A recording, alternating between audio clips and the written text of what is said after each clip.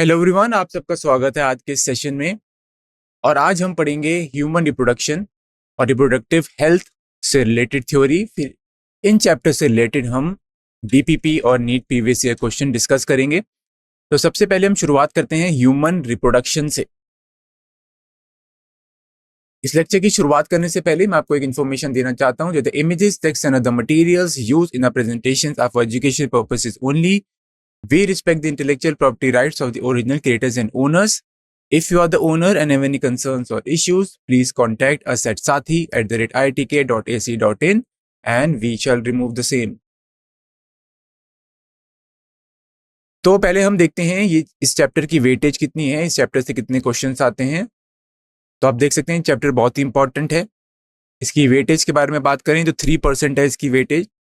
और इस चैप्टर से 3 से लेकर 4 क्वेश्चंस हर साल नीट एग्जाम में आते हैं। 2018 टू 2024 अगर हम देखें तो इस चैप्टर से 20 क्वेश्चंस आए हैं। फिर हम देखते हैं यहाँ पे आपको दिखाया गया है टॉपिक वाइज किस टॉपिक से कितने क्वेश्चन आए हैं और उनका डिफिकल्टी लेवल क्या है। साथ में आपको ईयर भी दिया गया है। तो आप देख सकते हैं ज्यादातर क्वेश्चन कहाँ से आए हैं। तो ये जो क्वेश्चंस आए हैं वो आपके आए हैं गैमेटोजेनेसिस से, मेंस्ट्रुअल साइकिल से, फर्टिलाइजेशन एंड इम्प्लांटेशन। तो ये जो टॉपिक है ये बहुत ही इंपॉर्टेंट है।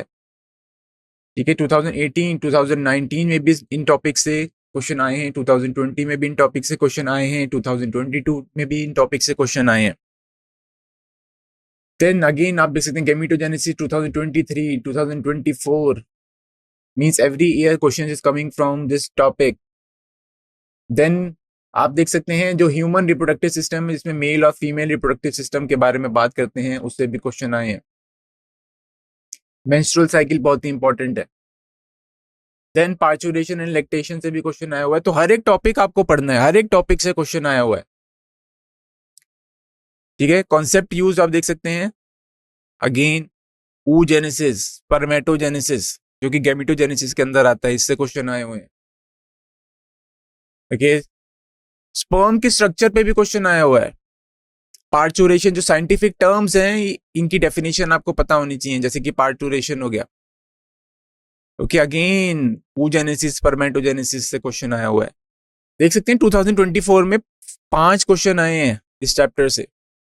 तो बहुत ही इंपॉर्टेंट चैप्टर हुआ ये। तो यूजुअली इस चैप्टर से एवरेज लगाएं तो 3 to 4 क्वेश्चंस आ रहे हैं। डिफिकल्टी लेवल क्या है?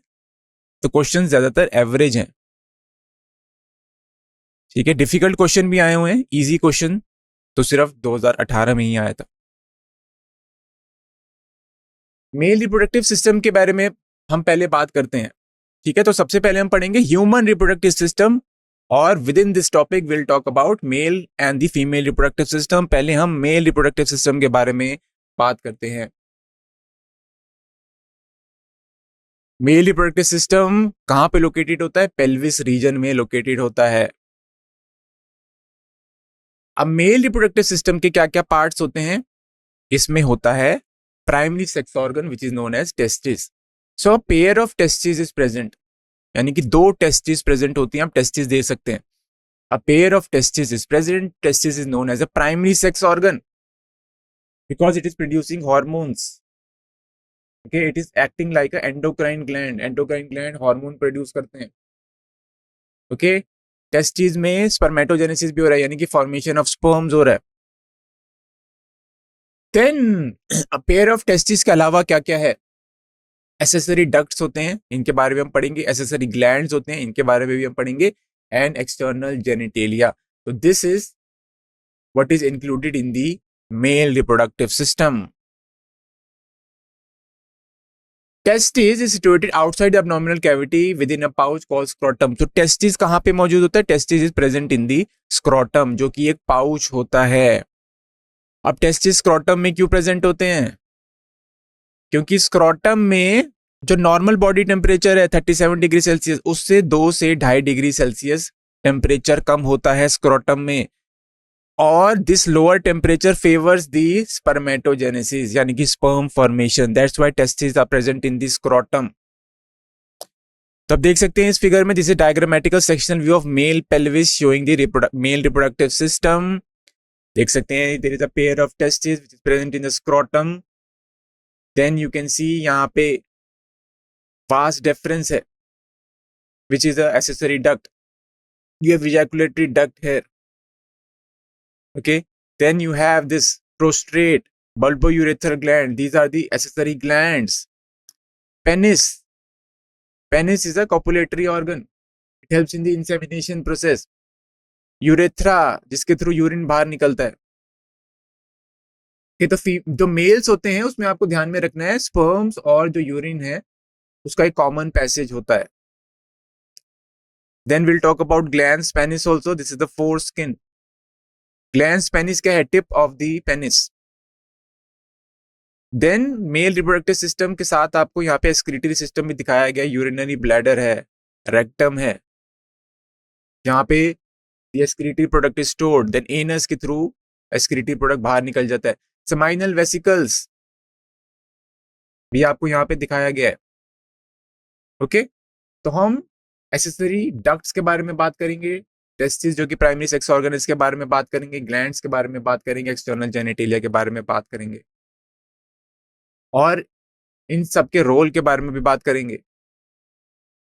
अडल्ट्स के बारे में बात करें तो हर एक जो टेस्टिस होता है that is oval in shape, उसकी लेंथ कितनी होती है? 4 से 5 सेंटीमीटर होती है। विड्थ कितनी होती है? 2 to 3 सेंटीमीटर। ये आपको याद रखना है।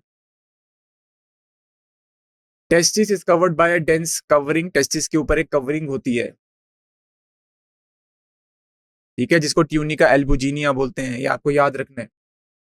हर एक टेस्टिस में 250 कंपार्टमेंट्स होते हैं, 250 कंपार्टमेंट्स होते हैं। इन कंपार्टमेंट्स को हम टेस्टिकुलर लोब्यूल्स बोलते हैं। हर एक लोब्यूल में 1 से 3 हाईली कॉइल्ड सेमिनिफेरस ट्यूब्यूल्स होते हैं और सेमिनिफेरस ट्यूब्यूल में स्पर्म प्रोडक्शन होती है। तो स्पर्म प्रोडक्शन कहाँ हो रही है? Within the seminiferous tubule which are present in the testis. Again this is a diagrammatical view of male reproductive system. A part of testis is open to show you the inner details. तो आप देख सकते हैं testis है ये, there is a pair of testis. तो 2 testis मौजूद हैं। टेस्टिस के अंदर का स्ट्रक्चर दिखाया गया है आपको। तो यहाँ पे आपको दिखाया गया है epididymis vas efferentia rete testis. These are the accessory ducts. Vast difference. This is accessory ducts. These are testicular lobules. तो एक टेस्टिस के अंदर 250 lobules मौजूद होते हैं, 250 कंपार्टमेंट्स मौजूद होते हैं, जिसको हम टेस्टिकुलर lobules बोलते हैं। देन bulbourethral gland दिखाया गया है, prostate gland दिखाया गया है, seminal vesicles दिखाए गए हैं। तो accessory glands भी आपको दिखाए गए हैं यहाँ पे। Then you have this urinary bladder, यहाँ पे यूरिन स्टोर होता है, यूरेटर्स जो कि किडनी से आते हैं। ऑलराइट, ग्लैंड्स पेनिस और फोरस्किन भी आपको दिखाया गया है। Now each seminiferous tubule is lined on the inside bye 2 type of cells called male germ cells and Sertoli cells. तो सेमिनिफेरस ट्यूब्यूल की जो अंदर की साइड होती है कि वहां पे 2 प्रकार के सेल मौजूद हैं, स्पर्मेटोगोनिया और सर्टोली सेल। स्पर्मेटोगोनिया जो होते हैं वो डिप्लॉयड होते हैं और स्पर्मेटोगोनिया में मियोसिस होती है जिससे कि स्पर्म प्रोड्यूस होते हैं। मेल जर्म सेल्स जिसको हम स्पर्मेटोगोनिया बोलते हैं उनमें मियोटिक डिवीजन होती है जिससे कि स्पर्म फॉर्मेशन होती है। और सर्टोली सेल का क्या फंक्शन है? They provide nutrition to this germ cells. तो सेमिनिफेरस ट्यूब्यूल का जो बाहर का रीजन होता है, रीजन आउटसाइड सेमिनिफेरस ट्यूब्यूल, उसको हम बोलते हैं इंटरस्टिशियल स्पेस बोलते हैं। यहाँ पे स्मॉल ब्लड वेसिकल्स होती हैं और इंटरस्टिशियल सेल्स भी मौजूद होते हैं जिसको हम बोलते हैं लेडिक सेल्स। तो सेमिनिफेरस ट्यूब्यूल के अंदर की साइड पे सर्टोली सेल्स हैं और स्पर्मेटोगोनिया बाहर की साइड पे लेडिक सेल्स हैं जिसको हम इंटरस्टिशियल सेल्स भी बोलते हैं। लेडिक सेल क्या फंक्शन क्या होता है? दे सिंथेसाइज एंड सीक्रेट हार्मोन्स जिनको हम एंड्रोजन्स भी बोलते हैं। एंड्रोजन्स क्या होते हैं? मेल हार्मोन्स होते हैं। तो लेडिक सेल्स कौन सा हार्मोन सीक्रेट करते हैं? टेस्टोस्टेरोन, जो कि एक एंड्रोजन है। ऑलराइट, तो स्टूडेंट्स आपको एक लिंक भी प्रोवाइड किया गया है, आपको अपनी अटेंडेंस यहाँ पे मार्क करनी है। लेटर ऑन आपको डीपीपी और पीवाईक्यू का भी लिंक दिया जाएगा, आपको वो डीपीपी और पीवाईक्यू भी सॉल्व करने होंगे। फिलहाल आप अपनी अटेंडेंस मार्क कर दीजिए। ये आपको डायग्राम दिखाया गया जिससे sectional view of seminiferous tubule. Seminiferous tubule में स्पर्म प्रोडक्शन होती है, ठीक है। इनर जो लाइनिंग होती है सेमिनिफेरस ट्यूब्यूल की, वहां पर सर्टोली सेल्स मौजूद होते हैं, स्पर्मेटोगोनिया मौजूद होते हैं। क्योंकि स्पर्मेटोगोनिया में मियोसिस होती है जिससे कि स्पर्म बनते हैं, जिसको हम स्पर्मेटोजोआ बोल रहे हैं। यहाँ पे स्पर्म को स्पर्मेटोजोआ भी बोलते हैं। और यहाँ पे इंटरस्टिशियल सेल्स भी मौजूद हैं जिनको हम लेडिक सेल्स भी बोलते हैं। तो these are present outside the seminiferous tubule. Accessory ducts कौन कौन से होते हैं? Rete testis, vas efferentia, epididymis and vas deferens. तो ये आपको याद रखना है। These are the accessory ducts present in the male reproductive system. Now seminiferous tubules of the testis open into vas efferentia through reticestis, ठीक है। तो हम एक्सेसरी डक्ट्स के बारे में पढ़ रहे हैं। vas efferentia leave the testis and open into epididymis located along the posterior surface of each testis. Now epididymis leads to vas deferens that ascends to the abdomen and loops over the urinary bladder. Okay, epididymis किस में lead कर रहा है? Epididymis leads into vas deferens that ascends to the abdomen and ये एक loop बनाता है over the urinary bladder. Now it receives the duct from seminal vesicles and open into urethra as the ejaculatory duct. Now these ducts store and transport the sperm from the testis to the outside through urethra. तो सबसे पहली बात आपको यहाँ पे क्या याद रखनी है? एक्सेसरी डक्ट्स कौन कौन से होते हैं और इनका फंक्शन क्या है? एक्सेसरी डक्ट्स का फंक्शन क्या होता है? Storage of the sperm, okay, maturation of the sperm and then transport of the sperms. Transport of the sperm from कहां से कहां तक? Transport of the sperm from the testis to the outside through the urethra. तो urethra के through sperms बाहर निकल जाते हैं। तो यूरेथ्रा के थ्रू यूरिन भी बाहर निकलता है, स्पर्म्स भी बाहर निकलते हैं, ओके, आउटसाइड द बॉडी। तो आपको फंक्शंस याद रखना है एक्सेसरी डक्ट्स का। Now urethra originate from the urinary bladder and extend through the penis to its external opening called the urethral meatus. तो यूरेथ्रा कहां से ओरिजिनेट हो रहा है? फ्रॉम द यूरिनरी ब्लैडर, ठीक है। जब आपने एक्सक्रीटरी सिस्टम के बारे में पढ़ा होगा तब आपने यूरिनरी ब्लैडर, यूरेथ्रा के बारे में पढ़ा होगा, ठीक है। It extend through the penis to its external opening. Urethra की एक्सटर्नल ओपनिंग को क्या बोलते हैं? यूरेथ्रल मियाटस बोलते हैं। तो आप ये भी बोल सकते हैं फाइनली जो यूरिन है और जो स्पर्म्स है वो यूरेथ्रल मेटस द्वारा बॉडी से बाहर निकल जाते हैं। पेनिस को बोलते हैं हम मेल एक्सटर्नल जेनिटेलिया। पेनिस जो होता है वो कॉपुलेटरी ऑर्गन भी उसको बोल सकते हैं। पेनिस में एक विशेष प्रकार के टिश्यूज होते हैं। It is made up of special tissue that helps in the erection of the penis. Erection of the penis is very important for the insemination. What is insemination? Transfer of the sperms into the female genital tract. This is known as insemination. आपको इसके बारे में पता होना चाहिए, इसकी definition के बारे में। तो erection of the penis is very important to facilitate insemination. Now the enlarged end of penis. Penis का जो enlarged end है, पेनिस का जो हेड है उसको हम glans penis बोलते हैं। And this glans penis is covered by a loose fold of skin known as the foreskin.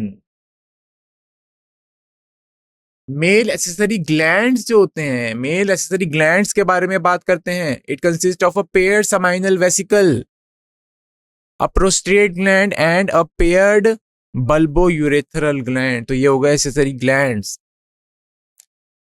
Now secretion of these gland constitute the seminal plasma, which seminal plasma is rich in fructose, calcium and certain enzymes.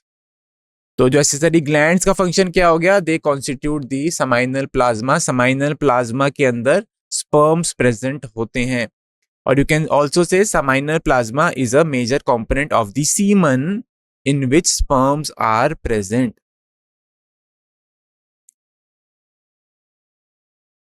अब bulbourethral gland का क्या function होता है, secretion of bulbourethral gland also helps in the lubrication of the penis. ठीक है, penis की lubrication में help करते हैं बल्बोयूरेथ्रल ग्लैंड, इनकी जो सिक्रीशंस होती है ताकि जो स्पर्म्स होते हैं वो इजिली पेनिस के थ्रू बाहर निकल सके।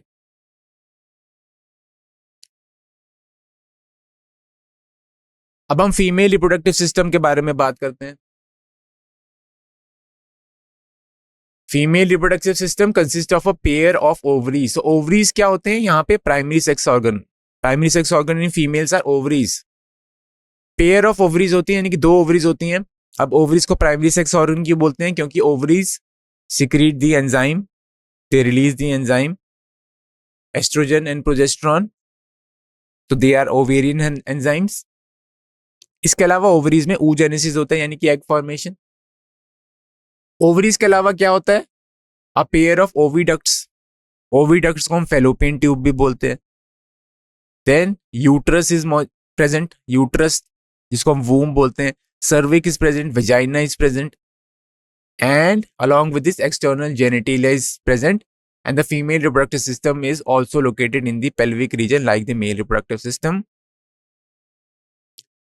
Now ये जो हमने अभी पार्ट्स के बारे में डिस्कस किया फीमेल रिप्रोडक्टिव सिस्टम के, this along with a pair of mammary gland are integrated structurally and functionally to support the process of ovulation, fertilization, pregnancy, birth and child care. तो फीमेल रिप्रोडक्टिव सिस्टम के बारे में हमने पढ़ा। Now इसके अलावा mammary glands भी मौजूद होते हैं फीमेल्स में, कि मेमरी ग्लैंड भी बहुत ही इंपॉर्टेंट होते हैं। So the parts of the female reproductive system along with the mammary gland, they support the process of ovulation. ठीक है, फीमेल रिप्रोडक्टिव सिस्टम ओव्यूलेशन के प्रोसेस को सपोर्ट करता है, फर्टिलाइजेशन को भी सपोर्ट करता है। फर्टिलाइजेशन क्या होता है, fusion of the male and the female gamete. Pregnancy को भी सपोर्ट कर रहा है, बर्थ को सपोर्ट कर रहा है, birth of the child. Child care, child care में मेमरी ग्लैंड इन्वॉल्व होते हैं। मेमरी ग्लैंड से milk is release, this milk is very nutritious. Okay, तो चाइल्ड केयर में भी इंपॉर्टेंट है, especially the mammary gland. Ovaries जो होते हैं, they are the primary female sex organ that produce the female gamete known as ovum and also produce several steroid hormones, oestrogen and progesterone. Oestrogen और progesterone जो होते हैं ये steroid hormones होते हैं, इनको हम ओवेरियन हार्मोन्स भी बोलते हैं। Ovaries are located on one each side of the lower abdomen.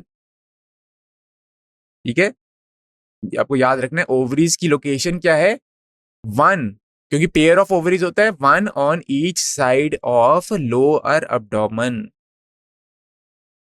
Ovaries about 2 to 4 centimeter in length and is connected to the pelvic wall and uterus by the ligament.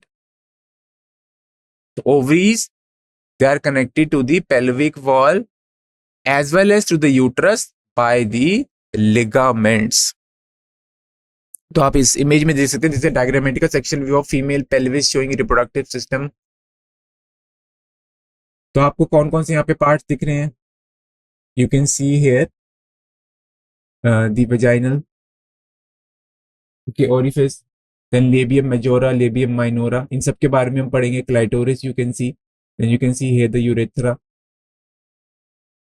Okay, आपको excretory system के part भी दिख रहे हैं, you can see this is the cervix है। तो इन सब part, uterus भी आप देख सकते हैं यहाँ पे।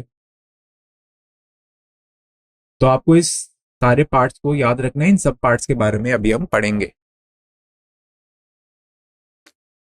Now each ovary is covered by a thin epithelium which encloses the ovarian stroma. तो ओवरी किससे कवर्ड होती है, ovary is covered by a thin epithelium, okay, and this epithelium encloses the ovarian stroma, यानी कि इसके अंदर ovarian stroma मौजूद होता है। नाउ द स्ट्रोमा, जो स्ट्रोमा होता है वहां पे ब्लड वेसल्स भी मौजूद होती हैं, और स्ट्रोमा को हम दो जोन्स में डिवाइड कर सकते हैं। पेरिफेरल रीजन जो होता है वो कॉर्टेक्स होता है, इनर रीजन जो होता है वो मेड्यूला होता है। ओविडक्ट्स के बारे में बात करते हैं। ओविडक्ट्स को हम फेलोपियन ट्यूब्स भी बोलते हैं। ठीक है, oviducts, uterus, vagina, this constitute the female accessory ducts. तो क्वेश्चन आ सकता है फीमेल एक्सेसरी डक्ट्स कौन कौन से होते हैं? Oviduct, uterus and vagina. Each fallopian tube is about 10 to 12 centimeter long and extends from the periphery of each ovary to the uterus. ठीक है, these are the ovaries. ये है fallopian tube, also known as oviduct. तो दो ovaries हैं, दो fallopian tube होती है, 10 से 12 सेंटीमीटर की लेंथ होती है इनकी, and this extend from periphery of the ovary to the uterus. This is the uterus. ठीक है, periphery to uterus. Okay. Now the part closer to the ovary is funnel shaped. Ovary के पास जो reason होता है ये funnel shaped होता है, इसको हम बोलते हैं इनफंडिबुलम। तो ये हो गया आपका infundibulum. Okay, infundibulum is shown to you here. This is the funnel shaped structure of the fallopian tube present near to the ovaries. All right, you can see the uterus also here. Okay, vagina also you can see here. Fallopian tube also. These are the accessory ducts in the female. Fallopian tube के बारे में हम पढ़ रहे हैं। Fallopian tube के तीन parts होते हैं, इनफंडिबुलम, एम्प्यूला और इस्थमस। एम्प्यूला रीजन में फर्टिलाइजेशन होती है, यानी कि मेल और फीमेल की फ्यूजन जो होती है वो एम्प्यूला रीजन में होती है। आपको एक और बात ध्यान में रखनी है, इनफंडिबुलम जो होते हैं इसके जो एजिस होते हैं वहां पे फिंगर लाइक प्रोजेक्शन होते हैं जिसको हम फिम्ब्रिय बोलते हैं। फिम्ब्रिय का फंक्शन क्या होता है? This helps in the collection of this ovum after the ovulation. Infundibulum जो होता है, infundibulum leads to a wider part known as the ampulla. तो एम्प्यूला थोड़ा वाइड पार्ट होता है ओविडक्ट का, और एम्प्यूला रीजन में फर्टिलाइजेशन होती है। ठीक है, लास्ट पार्ट कौन सा होता है ओविडक्ट का? इस्थमस होता है। इस्थमस थोड़ा नैरो होता है, it has a narrow lumen and it finally joins the uterus. Uterus क्या होता है? Uterus is single and is also known as womb. तो यूटरस को हम वूम भी बोलते हैं। यहाँ पे चाइल्ड डेवलपमेंट होती है, जो फीटस की डेवलपमेंट होती है। यूटरस का आपको याद रखना है इन्वर्टेड पियर शेप होता है ये, and it is also supported by ligaments attach to the pelvic wall. Uterus finally open into the vagina through a narrow cervix. तो uterus opens into vagina through the cervix. जो cervix की जो cavity होती है उसको हम cervical canal बोलते हैं, और cervical canal along with the vagina forms the birth canal। आपको याद रखना है बर्थ कैनाल क्या होता है। सर्विक्स की कैविटी को क्या बोलते हैं? Cervical canal. Now cervical canal along with the vagina, this is known as birth canal। Uterus की 3 लेयर्स होती हैं। ठीक है, जो एक्सटर्नल लेयर होती है उसको पेरीमेट्रियम बोलते हैं। जो मिडल लेयर होती है वो काफी थिक होती है, and it is made up of smooth muscles. Smooth muscles involuntary होती है। ठीक है, जो मिडल लेयर होती है उसको हम बोलते हैं myometrium. So myometrium is made up of smooth muscles. ठीक है, तो ड्यूरिंग चाइल्ड बर्थ ये जो स्मूथ मसल्स है इसमें कॉन्ट्रैक्शंस होती है, जिसकी वजह से it helps in the child birth. जो इनर लेयर होती है that is inner glandular layer, this known as endometrium. Endometrium में क्या होता है? एंड्रोमेट्रियम में इम्प्लांटेशन होती है, जिसके बारे में हम अभी पढ़ेंगे। तो 3 लेयर्स हो गई यूट्रस के, perimetrium, myometrium and endometrium. Endometrium undergo cyclic changes during the menstrual cycle while the myometrium exhibits strong contraction during the delivery of the baby। तो आपको इन दोनों लेयर्स के फंक्शन के बारे में पता होना चाहिए। तो एंडोमेट्रियम की जब टूटता है, एंडोमेट्रियम की जब शेडिंग होती है तब ब्लीडिंग होती है। तो एंडोमेट्रियम अंडरगो साइक्लिक चेंजेस। तो मेंस्ट्रुअल साइकिल एक साइक्लिक इवेंट है। ओके, सो एंडोमेट्रियम अंडरगो साइक्लिक चेंजेस। इसकी जो थिकनेस में वेरिएशन आती है, कभी ये थिन हो जाता है, कभी थिक हो जाता है, डिपेंडिंग ऑन दी हॉर्मोन्स। जब ये थिन हो जाता है then it sheds down, it breaks, which leads to the bleeding. Female external genitalia के बारे में बात करें अगर हम, तो female external genitalia includes mons pubis, labia majora, labia minora, hymen and clitoris. Mons pubis is a cushion of fatty tissue covered by skin and the pubic hair. Labia majora are fleshy folds of tissue which extend down the mons pubis and surround the vaginal opening. Labia minora are pair of folds of tissue under the labia majora. Opening of vagina is often covered partially by a membrane called hymen. ठीक है, vagina की जो opening होती है it is covered by a membrane, उस membrane का नाम क्या है, हाइमन है। फिर क्लाइटोरिस के बारे में बात करते हैं। क्लाइटोरिस एक फिंगर लाइक स्ट्रक्चर होता है which lies at the upper junction of the two labia minora above the urethral opening. Now hymen is often torn during the first coitus, coitus को हम इंटरकोर्स भी बोलते हैं, ठीक है। पर hymen if it is not present तो इसका मतलब ये नहीं है that the woman has gone woman has indulge in the intercourse. तो हाइमन किसी और रीजन की वजह से भी ब्रेक हो सकता है, like due to physical activity, जब करते हैं, ओके, उसकी वजह से भी हाइमन ब्रेक होता है। और कभी कभार even after having sexual intercourse the hymen is still intact. तो हाइमन जो है वो वर्जिनिटी को शो नहीं करता, it doesn't represent whether the female is virgin और नॉट। नाउ मेमोरी ग्लैंड्स के बारे में बात करते हैं। Now the functional mammary gland is characteristic of all female mammals. Mammary glands are paired structures, also known as breasts, that contain glandular tissue and variable amount of fat. Glandular tissue of each breast is divided into 15 to 20 mammary lobes containing cluster of cells called alveoli. So ये alveoli lungs के alveoli से different होते हैं। ये जो alveoli होते हैं they secrete milk। तो mammary glands में कौन से cell secrete करते हैं milk? Alveoli। And this milk is stored in the cavities of the alveoli. Alveoli open into the mammary tubules. ठीक है। Now the tubule of each lobe joins to mammary duct. ये जो mammary tubules होते हैं they join to form the mammary duct. ठीक है। Now several mammary duct again joins to form the mammary ampulla, which is connected to lactiferous duct through which the milk is sucked out. So this is a diagrammatical section view of mammary gland. यहाँ पे आप देख सकते हैं memory lobe देख सकते हैं, memory alveolus देख सकते हैं, यानी कि एल्वियोलाई सेल्स जहाँ पे milk is secreted. Then you can see the mammary duct, जो मेमरी, ठीक है, जो एल्वियोलाई होते हैं, एल्वियोलाई ओपन इनटू, आपने देखा mammary tubules joins to form the mammary duct, mammary ducts they join to form the mammary ampulla, and this is the lactiferous ducts through which the milk is sucked out. Okay, यहाँ पे आपको nipple दिखाया गया, areola दिखाया गया है यहाँ पे।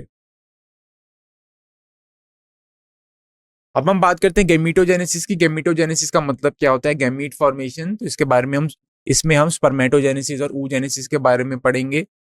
जो प्राइमरी सेक्स ऑर्गन होते हैं, testis in males and ovaries in females, they produce gametes. Testis में क्या होता है, टेस्टिस में जो इमेच्योर मेल जर्म सेल्स होते हैं जिसको स्पर्मेटोगोनिया बोलते हैं, they produce sperms by spermatogenesis. Spermatogenesis begins at puberty, you have to remember this. Spermatogonia जो होते हैं, जो कि डिप्लॉयड सेल्स होते हैं, which are present on the inner wall of seminiferous tubule, they multiply by mitotic divisions and increase in number, and each spermatogonium is diploid and contains 46 chromosome. Human में 46 chromosome present होते हैं diploid cell में। तो spermatogonia में 46 sales हो गए, 46 chromosomes हो गए। स्पर्मेटोगोनिया डिप्लॉयड सेल्स होते हैं। इनिशियली इनमें माइटोटिक डिवीजन होती है जिससे ये अपना नंबर इंक्रीज करते हैं, ठीक है। इसमें से कुछ स्पर्मेटोगोनिया जो होते हैं they form primary spermatocytes. Okay, so some of these spermatogonia called primary spermatocytes periodically undergo meiosis.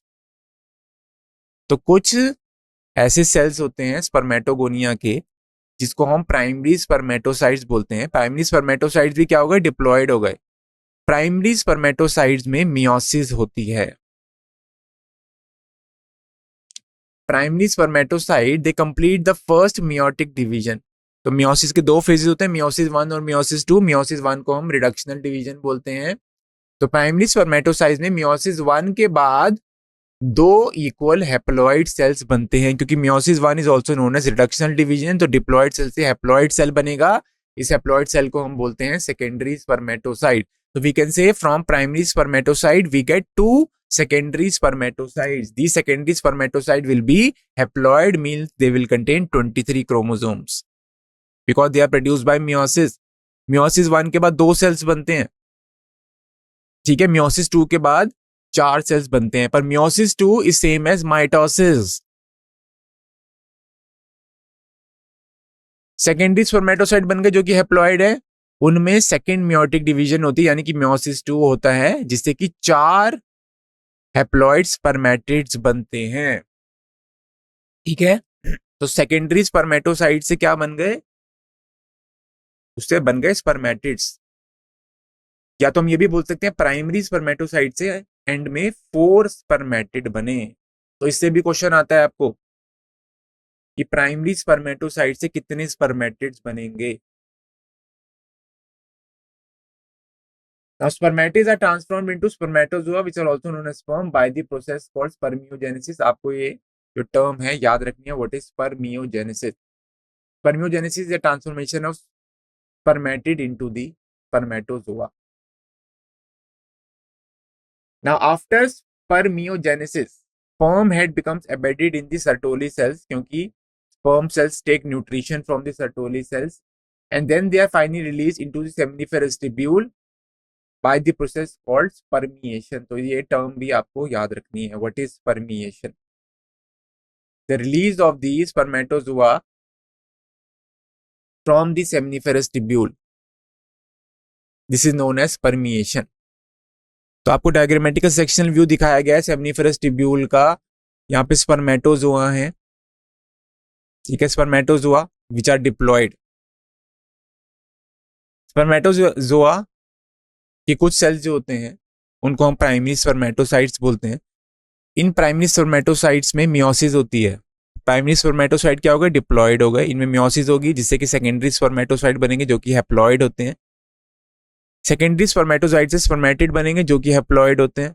Spermatid से फाइनली स्पर्मेटोजोआ बनते हैं, ठीक है. तो ये रहते स्पर्मेटोगोनियम, जिसको स्पर्मेटोजोआ, ये स्पर्मेटोगोनियम है, ठीक है, जो कि डिप्लॉयड था, ठीक है. फाइनली स्पर्मेटोजोआ बना, यानी कि स्पर्म बना जो कि हैप्लॉयड है. तो ये आपको सीक्वेंस में दिखाया गया है, spermatogonium, primary spermatocyte, secondary spermatocyte, spermatid and spermatozoa. Sertoli cells से है which provide nutrition to spermatogonia as well as to the sperm.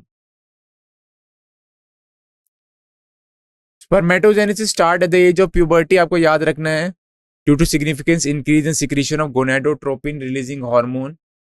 gonadotropin releasing hormone क्या होता है, ये एक हाइपोथैलेमिक हार्मोन है, यानी कि हाइपोथैलेमस से सिक्रीट हो रहा है. नाउ gonadotropin releasing हार्मोन का जब लेवल बढ़ जाता है, then this hormone will act on the anterior pituitary gland and stimulate the secretion of two gonadotrophins, luteinizing hormone and follicle stimulating hormone.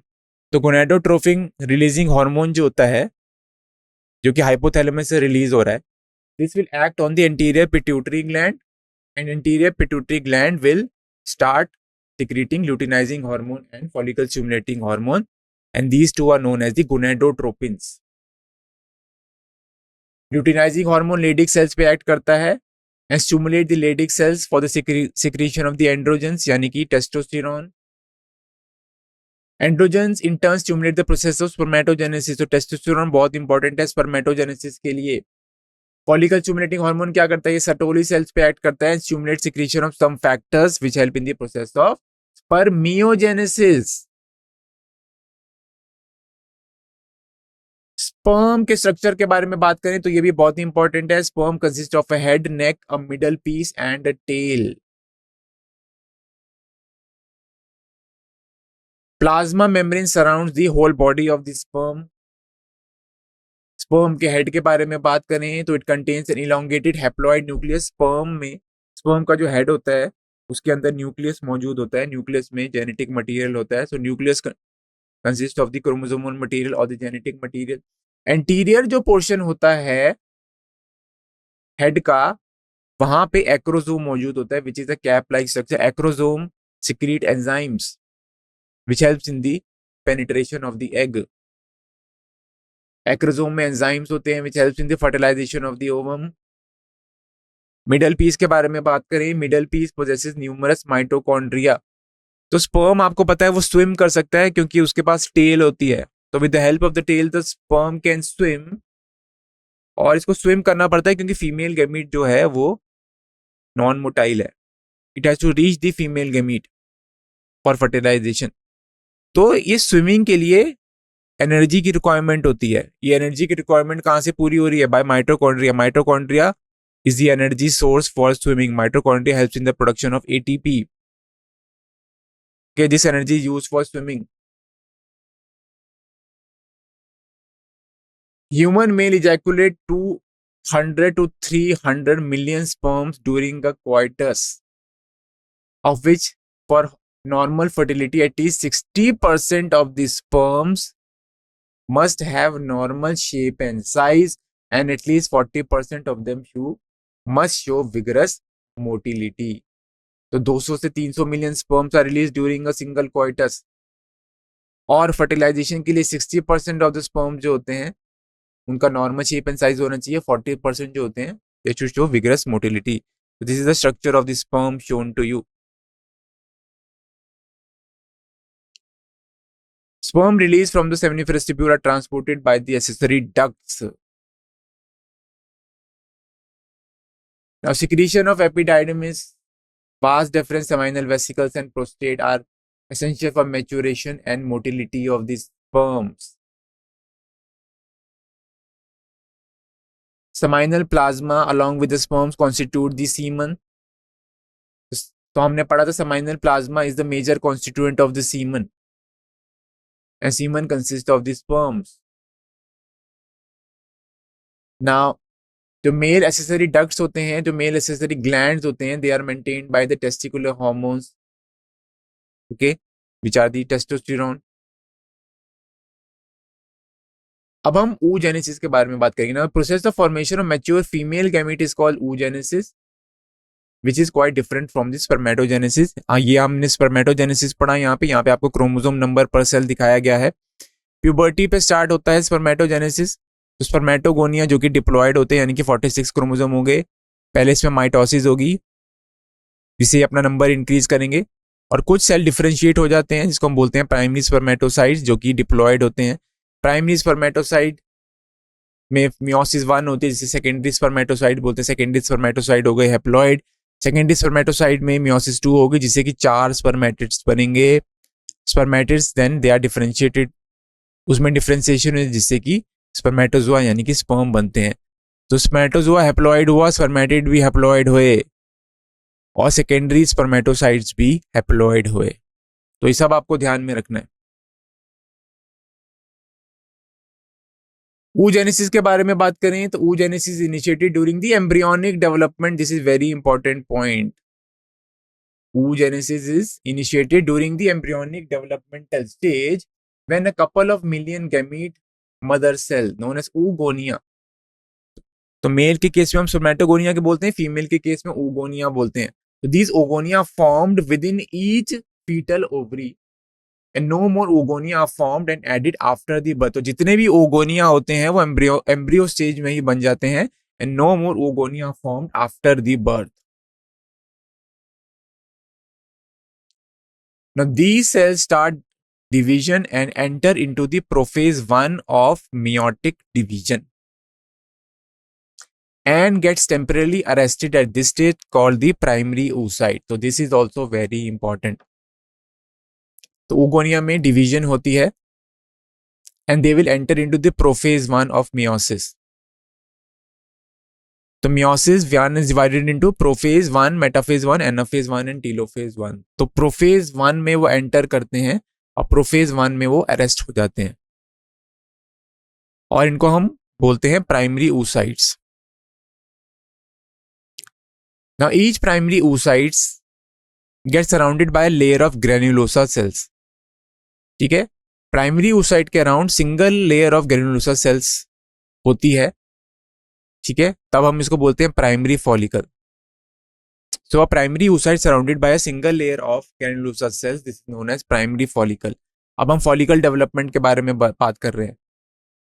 Now a large number of these follicles degenerate during the phase from birth to puberty. तो primary follicle degenerate कर जाते हैं. Puberty पे सिर्फ 60,000 to 80,000 primary follicles रह जाते हैं. तो आप देख सकते हैं, ये आपको सेक्शनल व्यू दिखाया गया ओवरी का. यहाँ पे प्राइमरी फॉलिकल है, प्राइमरी फॉलिकल से सेकेंडरी फॉलिकल बनता है, जो यहाँ नहीं दिखाया गया. सेकेंडरी फॉलिकल से टर्शरी फॉलिकल बनेगा. यहाँ पे कैविटी होती है, इसको मेंट्रम बोलते हैं. टर्शरी फॉलिकल से ग्राफियन फॉलिकल बनता है. ग्राफियन फॉलिकल रप्चर होता है जिससे कि ओवम रिलीज होता है. ठीक है, ग्राफियन फॉलिकल रप्चर होने के बाद, ठीक है, Graafian follicle is the remaining part of the Graafian follicle is converted into corpus luteum which is a temporary endocrine gland. ये प्रोजेस्टेरोन रिलीज करता है. अब प्राइमरी फॉलिकल बन गए थे. प्राइमरी फॉलिकल के surrounded by more layer of granulosa cells and new theca and are now known as a secondary follicle. तो primary follicle से सेकेंडरी फॉलिकल बन गए. नाउ सेकेंडरी फॉलिकल से टर्शरी फॉलिकल बन जाता है. टर्शिकल फॉलिकल का आपको याद रखना है, टर्शरी फॉलिकल का एक कैरेक्टरिस्टिक फीचर क्या होता है? It consist of a fluid filled cavity known as antrum. Now the theca layer is organized into inner theca internal and outer theca external. Now it is very important at this stage. हम tertiary follicle के बारे में अब बात कर रहे हैं. Tertiary follicle के अंदर प्राइमरी oocyte प्रेजेंट है अब, क्योंकि primary oocyte was arrested at the prophase 1 of meiosis 1. Primary oocyte के बाहर ही लेयर्स डिपॉजिट हो रही थी, जिससे कि प्राइमरी oocyte बन रहा था, सेकेंडरी प्राइमरी फॉलिकल बन रहा था, सेकेंडरी फॉलिकल बन रहा था, एंड में टर्शरी फॉलिकल बन गया. पर टर्शरी फॉलिकल के अंदर अभी भी प्राइमरी oocyte ही प्रेजेंट है because it was arrested at the prophase 1. अब टर्शरी फॉलिकल जब बन जाता है तब प्राइमरी oocyte डिवाइड करता है.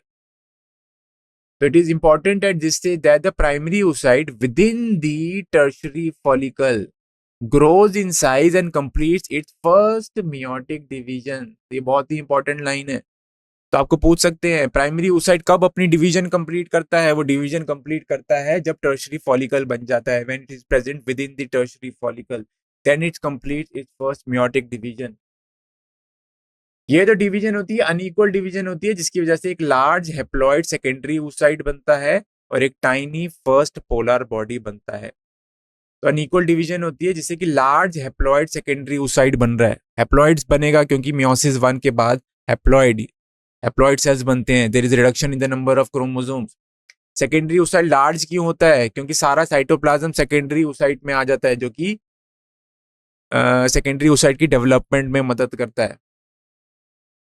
सेकेंडरी oocyte से ही आगे चल के ओवम बनेगा. और एक फर्स्ट टाइनी यानी कि स्मॉल पोलर बॉडी भी बनती है. Secondary oocyte retains bulk of the nutrient rich cytoplasm of the primary oocyte. ठीक है, tertiary follicle further gets converted into Graafian follicle. कि अब ग्राफियन फॉलिकल के अंदर क्या है? सेकेंडरी oocyte प्रेजेंट है. Now the secondary oocyte forms a new membrane called zona pellucida surrounding it. तो सेकेंडरी oocyte के बाहर एक लेयर डेवलप होती है जिसको हम बोलते हैं जोना पेल्यूसिडा. अब ग्राफियन फॉलिकल रप्चर करता है जिसकी वजह से सेकेंडरी oocyte रिलीज होगा, जो कि आगे चल के ओवम बनाएगा. Secondary oocyte is release from the ovary by the process called ovulation. तो ओव्यूलेशन यानी कि release of the ovum. Okay, तो ओव्यूलेशन के दौरान सेकेंडरी oocyte रिलीज हो गया फ्रॉम द ग्राफियन फॉलिकल. ठीक है, सेकेंडरी oocyte आगे चल के ओवम बनाता है. ठीक है, तो आपको यहाँ देख सकते हैं this is showing you oogenesis। यहाँ पे आपको क्रोमोसोम नंबर दिखाया गया है। पहले oogonia होते हैं जो कि डिप्लॉयड होते हैं, 46 क्रोमोसोम होंगे उनमें। ठीक है, इनमें माइटोसिस होगी जिससे अपना नंबर इंक्रीज करेंगे और कुछ सेल जो है वो डिफरेंशिएट हो जाएंगे और वो बनाएंगे प्राइमरी oocyte। प्राइमरी oocyte भी डिप्लॉयड हो गए। प्राइमरी oocyte हमने देखा वो मियोसिस, वो प्रोफेज 1 में वो अरेस्ट हो जाते हैं। ठीक है, तो यहाँ पे आपको फीटल लाइफ भी दिखाया गया है, foetal life, then birth, then childhood, then puberty, सब आपको ध्यान में रखना है। देन अडल्ट रिप्रोडक्टिव लाइफ, सब आपको ध्यान में रखना है, क्योंकि फीटस एम्ब्रियो स्टेज में ही oogonia बन जाते हैं। जितने oogonia बनने हैं वो एम्ब्रियो स्टेज में ही बन जाते हैं। बर्थ के बाद कोई भी oogonia नहीं बनते। और प्राइमरी oocyte जो है वहां पे जो है अरेस्ट हो जाते हैं primary oocyte at the prophase 1 stage. Primary oocyte में फर्स्ट मियोटिक डिवीजन होती है। ठीक है, जिसकी वजह से क्या बनेगा, आपका सेकेंडरी oocyte बनेगा। तो आपने देखा ये प्राइमरी oocyte है, first meiotic division. Okay, it is completed prior to the ovulation. Okay, तो बर्थ के बाद, ठीक है, क्या हो रहा है यहाँ पे, बर्थ के बाद कोई भी oogonia ऐड नहीं होते। बर्थ दिखाया गया, फिर चाइल्डहुड दिखाया गया, प्यूबर्टी, जैसे ही प्यूबर्टी हिट होती है, जैसे प्यूबर्टी फीमेल्स में आती है, तो primary oocyte is converted into secondary oocyte। देखिए, आप प्यूबर्टी के बाद सेकेंडरी oocyte बन रहे हैं। प्यूबर्टी से पहले प्राइमरी oocyte था, प्यूबर्टी के बाद सेकेंडरी oocyte बन गया और फर्स्ट पोलर बॉडी बन गया। ठीक है, सेकेंडरी oocyte में फर्दर डिवीजन होती है, जिससे कि ओवम बनता है और सेकेंड पोलर बॉडी बन जाती है।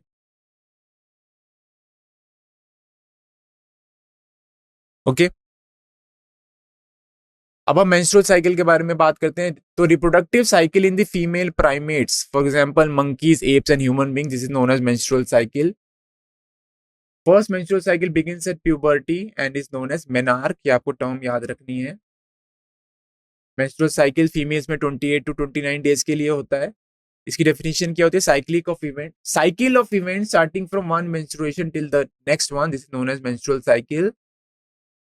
Now one ovum is released during the middle of each menstrual cycle.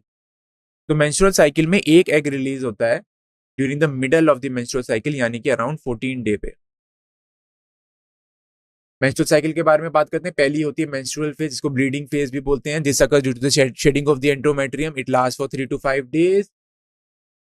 तो मेंस्ट्रुअल फ्लो क्यों होता है, due to break down of the endometrium line, क्योंकि एंडोमेट्रियम बहुत ही थिन हो जाती है। एंडोमेट्रियम में ब्लड वेसल्स होते हैं, एंडोमेट्रियम जब ब्रेक करती है then the blood comes out. Okay, और the menstrual flow occurs through the vagina.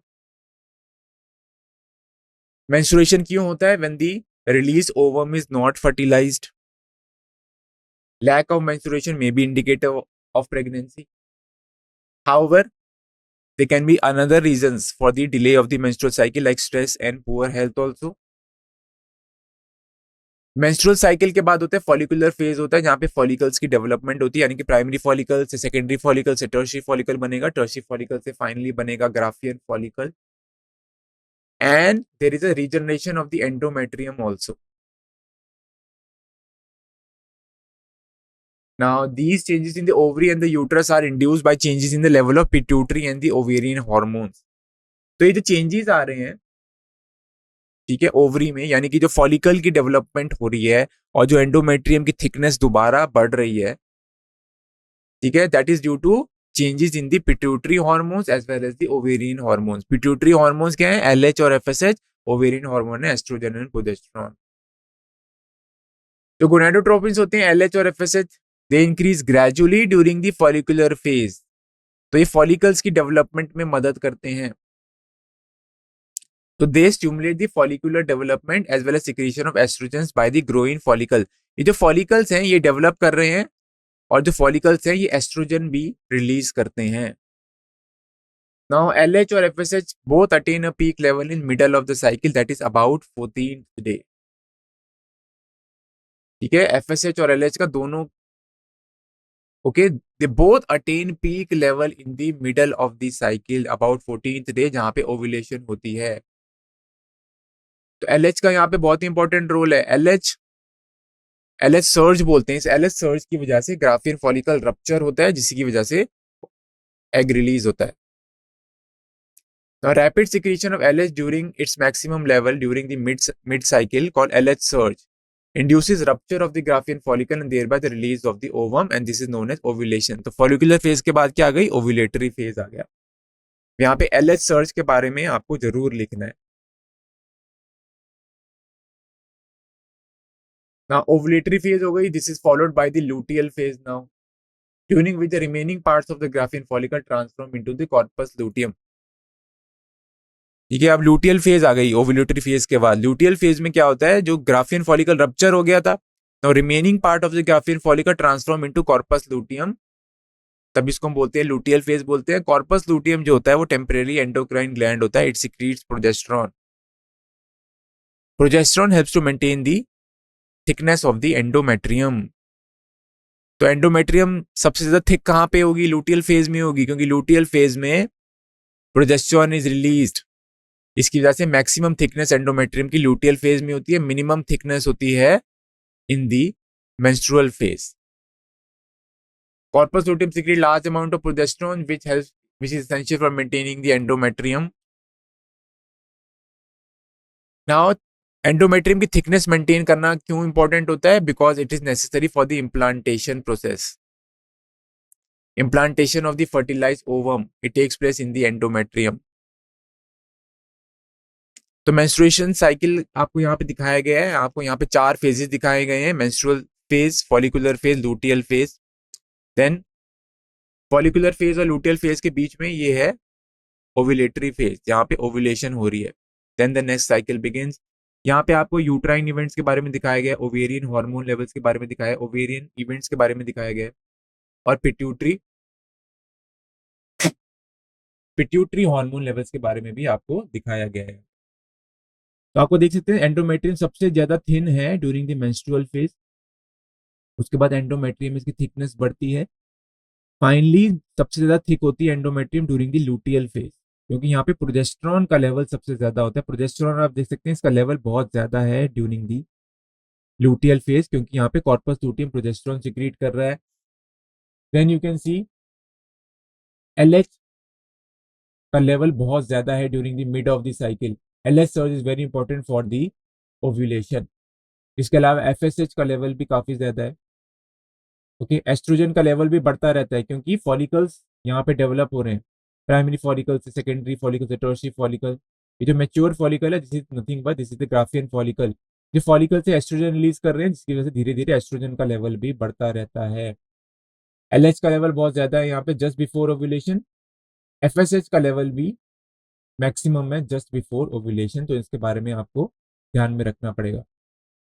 ठीक है, ओव्यूलेशन के बाद क्या होता है? कॉर्पस लूटियम बन जाता है, और कॉर्पस लूटियम अगर फर्टिलाइजेशन नहीं होती तो कॉर्पस लूटियम भी डीजनरेट कर जाता है, जिससे कि एक स्ट्रक्चर बनता है corpus albicans.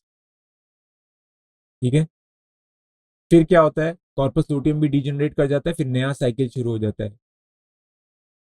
Corpus luteum degenerate हुआ, प्रोजेस्टेरॉन का लेवल डिक्रीज हो गया। प्रोजेस्टेरॉन का लेवल डिक्रीज हो गया तो एंडोमेट्रियम दोबारा थिन हो जाती है और न्यू साइकिल स्टार्ट हो जाता है। ठीक है, प्रेगनेंसी के दौरान सारे जो इवेंट्स हैं मेंस्ट्रुअल साइकिल के वो स्टॉप हो जाते हैं, देयर इज नो मेंस्ट्रुएशन। ठीक है, प्रेगनेंसी जब होती है तो मेंस्ट्रुअल साइकिल स्टॉप हो जाता है, क्योंकि एंडोमेट्रियम की थिकनेस जो है दैट इज मेंटेन्ड, क्योंकि रेगुलरली वहां पे प्रोजेस्टेरॉन सिक्रीट होता रहता है, कॉर्पस लूटियम वहां पे डीजनरेट नहीं होता। अगर फर्टिलाइजेशन नहीं होती तो कॉर्पस लूटियम डीजनरेट हो जाता है। ठीक है, इसकी वजह से एंडोमेट्रियम की शेडिंग होती है, मेंस्ट्रुएशन दोबारा स्टार्ट हो जाता है। फीमेल्स में क्या होता है? ह्यूमन बींग्स में, ह्यूमन फीमेल्स में menstrual cycle stops at 50 years of age, जिसको बोलते हैं मेन्यूपॉज। Now, cyclic menstruation is an indicator of normal reproductive cycle and extent between menarche and the menstrual menopause. तो menarche और menopause के बीच में रिप्रोडक्टिव फेज होता है। फर्टिलाइजेशन इम्प्लांटेशन के बारे में बात करते हैं। सो ड्यूरिंग क्वाइटस क्या होता है? Semen is released by the penis into the vagina, इसको बोलते हैं insemination. Now motile sperms swim rapidly, pass through the cervix, and they enter into the uterus and finally reach the ampullary region of the fallopian tube. The process of fusion of sperm with an ovum is known as fertilization. Fertilization में क्या होता है? Sperm come in contact with the zona pellucida layer of the ovum and induces changes in the membrane that block the entry of additional sperm. So polyspermy is prevented. आपको याद रखना है, polyspermy is prevented through this. ठीक है, तो आप देख सकते हैं ये ओवम है, उसकी जोना पेलुसिडा लेयर है. इसके अलावा there are cells of corona radiata also. These are the layers of the ovum, zona pellucida and corona radiata. Sperm यहाँ पे fertilize कर रहा है ovum को, and only one sperm can fertilize ovum. Because when the sperm come in contact with zona pellucida layer of the ovum, it induces changes in this membrane that blocks the entry of the additional sperm. Acrosome की जो enzyme है that helps the sperm to enter into the cytoplasm through the zona pellucida and the plasma membrane. ठीक है, तो ovum की layer हमने पढ़ी थी, कोरोना रेडिएटा, जोना पेलुसिडा और प्लाज्मा मेम्ब्रेन. अब इसकी वजह से क्या होता है? सेकेंडरी oocyte की डिवीजन अब कंप्लीट होती है. तो when the sperms enter into the cytoplasm और when the sperm is fertilising the ovum, ठीक है, तो this induces the completion of the meiotic division of the secondary oocyte. तो सेकेंडरी oocyte जो था वो भी वो भी अरेस्ट हो जाता है. That is also arrested at the meiosis 2. वो भी meiosis 2 में अरेस्ट हो जाता है. प्राइमरी oocyte प्रोफेज 1 में अरेस्ट हो गया था meiosis 1 के. Secondary oocyte is also arrested at the meiosis 2. जब स्पर्म फर्टिलाइज करता है ओवम को, then the meiosis 2 completes in the secondary oocyte. तो ये मेटाफेज स्टेज पे ये अरेस्ट हो जाता है, secondary oocyte, metaphase 2 of meiosis 2. ठीक है, secondary meiotic division is then completed, जिसकी वजह से अगेन दो अनइक्वल सेल्स बनते हैं, सेकंड पोलर बॉडी बनती है और एक हैप्लॉइड ओवम बनता है, जिसको हम oocyte भी बोलते हैं. ठीक है, नाउ जो स्पर्म और जो ओवम का न्यूक्लियस है वो आपस में फ्यूज करता है, जिससे कि डिप्लॉइड जाइगोट बनता है. ठीक है, फीमेल्स में XX क्रोमोसोम होते हैं, मेल में XY क्रोमोसोम होते हैं. तो गैमीट्स होते हैं वो सारे हैप्लॉइड होते हैं. ठीक है, तो अगर स्पर्म जिसमें X क्रोमोसोम है वो फर्टिलाइज करता है ओवम से, तो फीमेल में डेवलप करेगा वो. अगर स्पर्म में X क्रोमोसोम था और वो अगर एग के साथ फ्यूज करता है तो वो मेल में डेवलप करेगा. ये स्पर्म में Y क्रोमोसोम है, एग में X क्रोमोसोम है, तो वो मेल में डेवलप करेगा. स्पर्म में X क्रोमोसोम है, वो अगर एग के साथ फ्यूज करता है तो वो फीमेल में डेवलप करेगा. ओके, तो sex of the child is determined by the father. ठीक है, अब हम बात करते हैं जाइगोट बन गया. जाइगोट में माइटोटिक डिवीजन होती है, जिसको हम क्लीवेज बोलते हैं. क्लीवेज बोलते हैं हम इसको. And it forms 2, 4, 18, 16 daughter cells known as blastomeres. Zygote में डिवीजन होती है, इसकी वजह से ब्लास्टोमियर्स बनते हैं. ना एम्ब्रियो विद 8 to 16 ब्लास्टोमियर्स, इसको मॉर्यूला बोलते हैं. Now morula continue to divide and transform into blastocyst as it moves through the uterus. Now blastocyst जो होती है, they are arranged. blastocyst के स्ट्रक्चर के बारे में बात करते हैं. Now the blastomeres present in the blastocyst, they are arranged in an outer layer.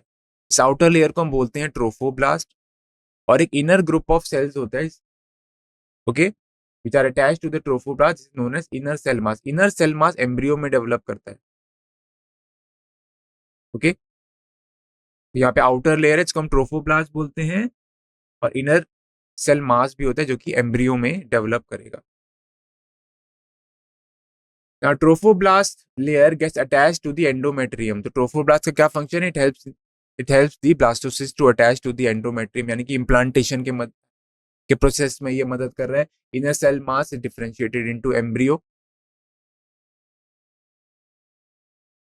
Now after attachment, the uterine cells divide rapidly and covers the blastocyst. As a result, blastocyst becomes embedded in the endometrium of the uterus. और this is known as implantation.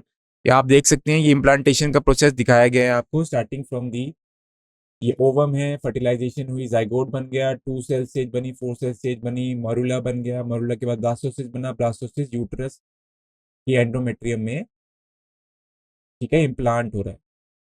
ठीक है, blastocyst की trophoblast layer होती है outer, और inner cell मास होता है जो कि आपका एम्ब्रियो में डेवलप करेगा। इम्प्लांटेशन के बाद क्या होता है, प्लासेंटा बनती है। प्लासेंटा जो होती है it is made up of maternal tissue also and fetal tissue also, you have to remember this। ठीक है, यूट्राइन टिश्यू भी होते हैं उसमें, uterine tissue, okay, maternal tissue भी होते हैं उसमें और फीटल टिश्यू भी होते हैं। The chorionic villi and the uterine tissue, okay, chorionic villi from the fetus and uterine tissue become interdigitated with each other and jointly form the structure and functional unit between developing embryo and the maternal body known as placenta। तो placenta यहाँ पे बन गया। Placenta का function के बारे में आपको पता नहीं चाहिए, it facilitate the supply of oxygen and nutrients to the embryo and also removal of carbon dioxide and excretory waste produced by the embryo. Placenta is connected to the embryo through the umbilical cord through which the transport of substances takes place to the embryo। Placenta भी एक endocrine tissue है, यानी कि hormone release करता है, जैसे कि human chorionic gonadotrophin, human placental lactogen, estrogen and progesterone, ये बहुत इंपॉर्टेंट है। ठीक है, प्रेगनेंसी के लेटर फेज में रिलैक्सिन हार्मोन रिलीज होता है by the ovary.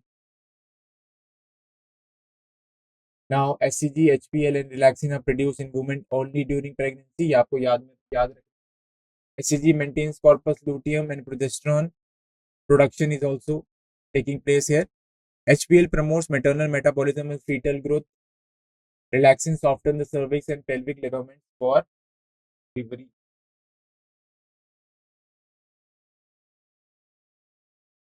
In addition, during pregnancy, the levels of other hormones like estrogen, progesterone, cortisol, prolactin, thyroxine, etc. increase several fold in maternal blood। Increased production of these hormones essential for supporting the fetal growth, metabolic changes in the mother and maintenance of pregnancy। ये सब आपको याद में रखना है। Cortisol metabolism को regulate करता है, ठीक है, प्रोजेस्टेरोन, एस्ट्रोजन ये एंडोमेट्रियम को मेंटेन रखते हैं, थायरोक्सिन भी मेटाबॉलिज्म को मेंटेन रखता है। ठीक है, immediately after implantation the inner cell mass ये एम्ब्रियो में डिफरेंशिएट कर जाता है। Okay, the inner cell mass differentiate into an outer layer known as ectoderm, inner layer known as endoderm, और इन दोनों के बीच में एक लेयर बनती है मीजोडर्म। सो बाहर की लेयर हो गई एक्टोडर्म, मिडल लेयर मीजोडर्म, ठीक है, और सबसे अंदर की लेयर हो गई एंडोडर्म। अब ये जो तीनों लेयर्स हैं, ठीक है, एक्टोडर्म, एंडोडर्म और मीजोडर्म, ये तीनों लेयर्स जो है ये वेरियस ऑर्गन्स बनाती है बॉडी में। ठीक है, एक्टोडर्म क्या बनाती है, nervous system, skin, epidermis, hair, nails, tooth, enamel, lens of the eye, inner ear. Mesoderm से क्या क्या बनते हैं, muscles, bones, blood vessels, heart, kidney, gonads, dermis of the skin, connective tissue. Endoderm से क्या बन रहे हैं, digestive tract lining, respiratory tract lining, liver, pancreas, thyroid and bladder. Now, inner cell mass contains certain cells known as stem cells, ये आपको याद रखना है, which have the tendency to give rise to all the tissues and organs। तो human beings में, ठीक है, 9th month होता है gestation period, 1 month of pregnancy के बाद हार्ट बनता है, ये आपको याद रखना है। ठीक है, first sign of growing foetus हम कैसे देख सकते हैं, बाय स्टेथोस्कोप। सेकंड मंथ के एंड में लिम्स और डिजिट्स बन जाते हैं। By the end of 12 weeks, यानी कि फर्स्ट ट्राइमेस्टर, एक ट्राइमेस्टर जो होता है वो 12 वीक्स का होता है। By the end of the first trimester major organs are developed, जैसे कि limbs and external genitalia. Now, first movement of the fetus and appearance of hair on the head are usually observed by the 5th month। By the end of 24 weeks, यानी कि by the end of second semester, the body is covered with fine hair, eyelids separate and eyelashes are formed। By the end of 9 months, fetus is fully developed and ready for delivery। Gestation period 9 months का होता है। Parturition and lactation के बारे में पढ़ लेते हैं। Now, vigorous contractions of the uterus at the end of pregnancy causes expulsion and delivery of the fetus। इस प्रोसेस को बोलते हैं पार्चुरेशन। पार्चुरेशन का मतलब क्या है, चाइल्ड बर्थ। तो parturition is induced by complex neuro endocrine mechanism, ये आपको याद रखना है। ठीक है, सिग्नल्स फॉर द पार्चुरेशन कहां से आते हैं, they originate from the fully developed foetus and the placenta which induce mild uterine contraction, जिसको हम बोलते हैं फीटल इजेक्शन रिफ्लेक्स। ये आपको याद रखना है। पहले होता है foetal ejection reflex. Foetal ejection reflex की वजह से क्या होता है? This triggers release of oxytocin from the maternal pituitary gland. Oxytocin क्या करता है? It acts on the uterine muscles and causes contractions in the muscles. जो मायोमेट्रियम होती है उसमें कॉन्ट्रैक्शन होती है, इन कॉन्ट्रैक्शन की वजह से फर्दर ऑक्सीटोसिन रिलीज होता है। तो कॉन्ट्रैक्शन धीरे धीरे जो है वो बढ़ती रहती है। So this result in stronger contractions and this results in the expulsion of the baby out of the uterus, okay, through the birth canal. Mammary gland also goes under differentiation and they start producing the milk. This is known as lactation. Production of milk by mammary gland is known as lactation. ठीक है, this milk is very important for the newborn. इस milk को हम बोलते हैं colostrum बोलते हैं. This colostrum is rich in nutrients and it is also rich in antibodies such as immunoglobulin A. Okay, तो डॉक्टर्स रिकमेंड करते हैं breast feeding. Now structure analogous to placenta is in mammals is chorion. अब हम कुछ tips और tricks के बारे में बात करते हैं जो कि बहुत ही इंपॉर्टेंट है नीट एग्जाम के लिए. तो पहला है स्ट्रक्चर एनालॉगस, मतलब कि फंक्शनल सिमिलैरिटी है. Structure analogous to placenta in mammals is chorion. Chorion forms the outermost layer of the fetal membrane and contributes to the formation of placenta by facilitating the exchange of gases and nutrients between the mother and the fetus. Capacitation क्या होता है? बहुत ही important term है. refers to physiological changes that sperm undergo in the female reproductive system. Capacitation क्या हो रही है? female reproductive system में होती है that enables them to fertilize an egg. Placental umbilical cord are rich source of stem cells. Even cells can be stored and preserved through placenta banking. Mature oocyte adhere to wall of follicle through a stalk. A cumulus ophorus formed by granulosa cells. ये आपको याद रखना है. आपको ये भी याद रखना है हाइपोथैलेमस रिलीज करता है gonadotropic releasing hormone. Gonadotropic releasing hormone anterior pituitary पे एक्ट करता है. एंटीरियर पिट्यूटरी गोनाडोट्रोपिन रिलीज करेंगे एफएसएच और एलएच जो कि कॉर्पस लूटियम को मेंटेन रखते हैं. कॉर्पस लूटियम बहुत ही इंपॉर्टेंट है for maintaining the endometrium also because it's release progesterone. ठीक है, एफएसएच और एलएच जो होते हैं ग्रोइंग फॉलिकल्स पे एक्ट करता है. It helps in the development of the follicles जो कि ओव्यूलेशन में हेल्प करते हैं. ग्राफियन फॉलिकल बन जाता है. ग्राफियन फॉलिकल की रप्चर से ओव्यूलेशन होता है. ग्रोइंग फॉलिकल्स एस्ट्रोजन भी रिलीज करते हैं. Corpus luteum progesterone estrogen release कर रहा है. प्रोजेस्टेरोन मेजर क्वांटिटी में रिलीज करता है. एस्ट्रोजन बहुत ही कम क्वांटिटी में रिलीज होता है. एस्ट्रोजन जो होता है इसका मैक्सिमम लेवल जो होता है that is maximum just before the ovulation. Okay, this increase at mid cycle and stimulate the LH secretion also. LH secretion की वजह से ovulation होता है. Now increase, ये जो progesterone and estrogen है, increase after ovulation. Okay, this increase after ovulation जब corpus luteum बनता है. It inhibit the FSH also and LH secretion. ये आपको याद रखना है. ठीक है, it increase after ovulation and it also inhibit the FSH and the LH secretion. Hello everyone, अब हम रिप्रोडक्टिव हेल्थ की थ्योरी डिस्कस करते हैं. अब हम देखते हैं इस चैप्टर की वेटेज जो कि 2% है. रिमार्क्स आप देख सकते हैं इसमें 1 से 2 क्वेश्चन आता है. इस क्वेश्चन से 14 क्वेश्चन आ चुके हैं 2018 से 2024 तक. कौन से इंपॉर्टेंट टॉपिक हैं? पॉपुलेशन स्टेबलाइजेशन, बर्थ कंट्रोल, बहुत बारी आया हुआ है ये टॉपिक. आपको यहाँ पे कॉन्ट्रासेप्टिव्स जो डिवाइसेस हैं इसके बारे में पता होना चाहिए. रिप्रोडक्टिव हेल्थ की आपको डेफिनेशन पता होना चाहिए. बर्थ कंट्रोल मेजर्स के बारे में आपको पता होना चाहिए. आईयूडीज बहुत ही इंपॉर्टेंट है यहाँ पे.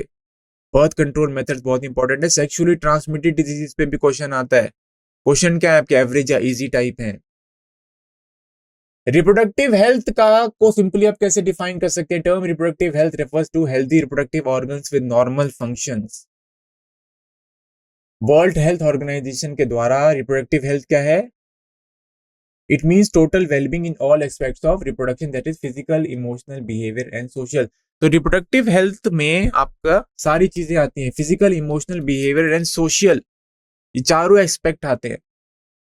ठीक है, अगर कोई पर्सन जो है वो अगर हेल्दी है इसका मतलब ये नहीं है कि वो पर्सन जो है ठीक है आपको दिख रहा है अगर वो पर्सन हेल्दी तो it doesn't mean that the person is reproductively healthy also. ठीक है, वो पर्सन जो है that should be physically healthy. Physically healthy मतलब कि वो जो पर्सन है that should have functional reproductive organs. Okay, healthy reproductive organs. The reproductive organs should be functioning normally. Emotionally, person should be stable. Behavior उस person का जो होता है, the person should be behaving normally in the society. ठीक है, तो world Health Organization के द्वारा reproductive health means a total wellbeing. सबसे पहले तो आपको ये याद रखनी है, total wellbeing in all aspects of reproduction, that is physical, emotional, behavioural and social. Reproductive health problem strategies के बारे में बात करते हैं. ठीक है, तो India was one of the first country to initiate plans and programmes at national level, okay, to attain reproductive health.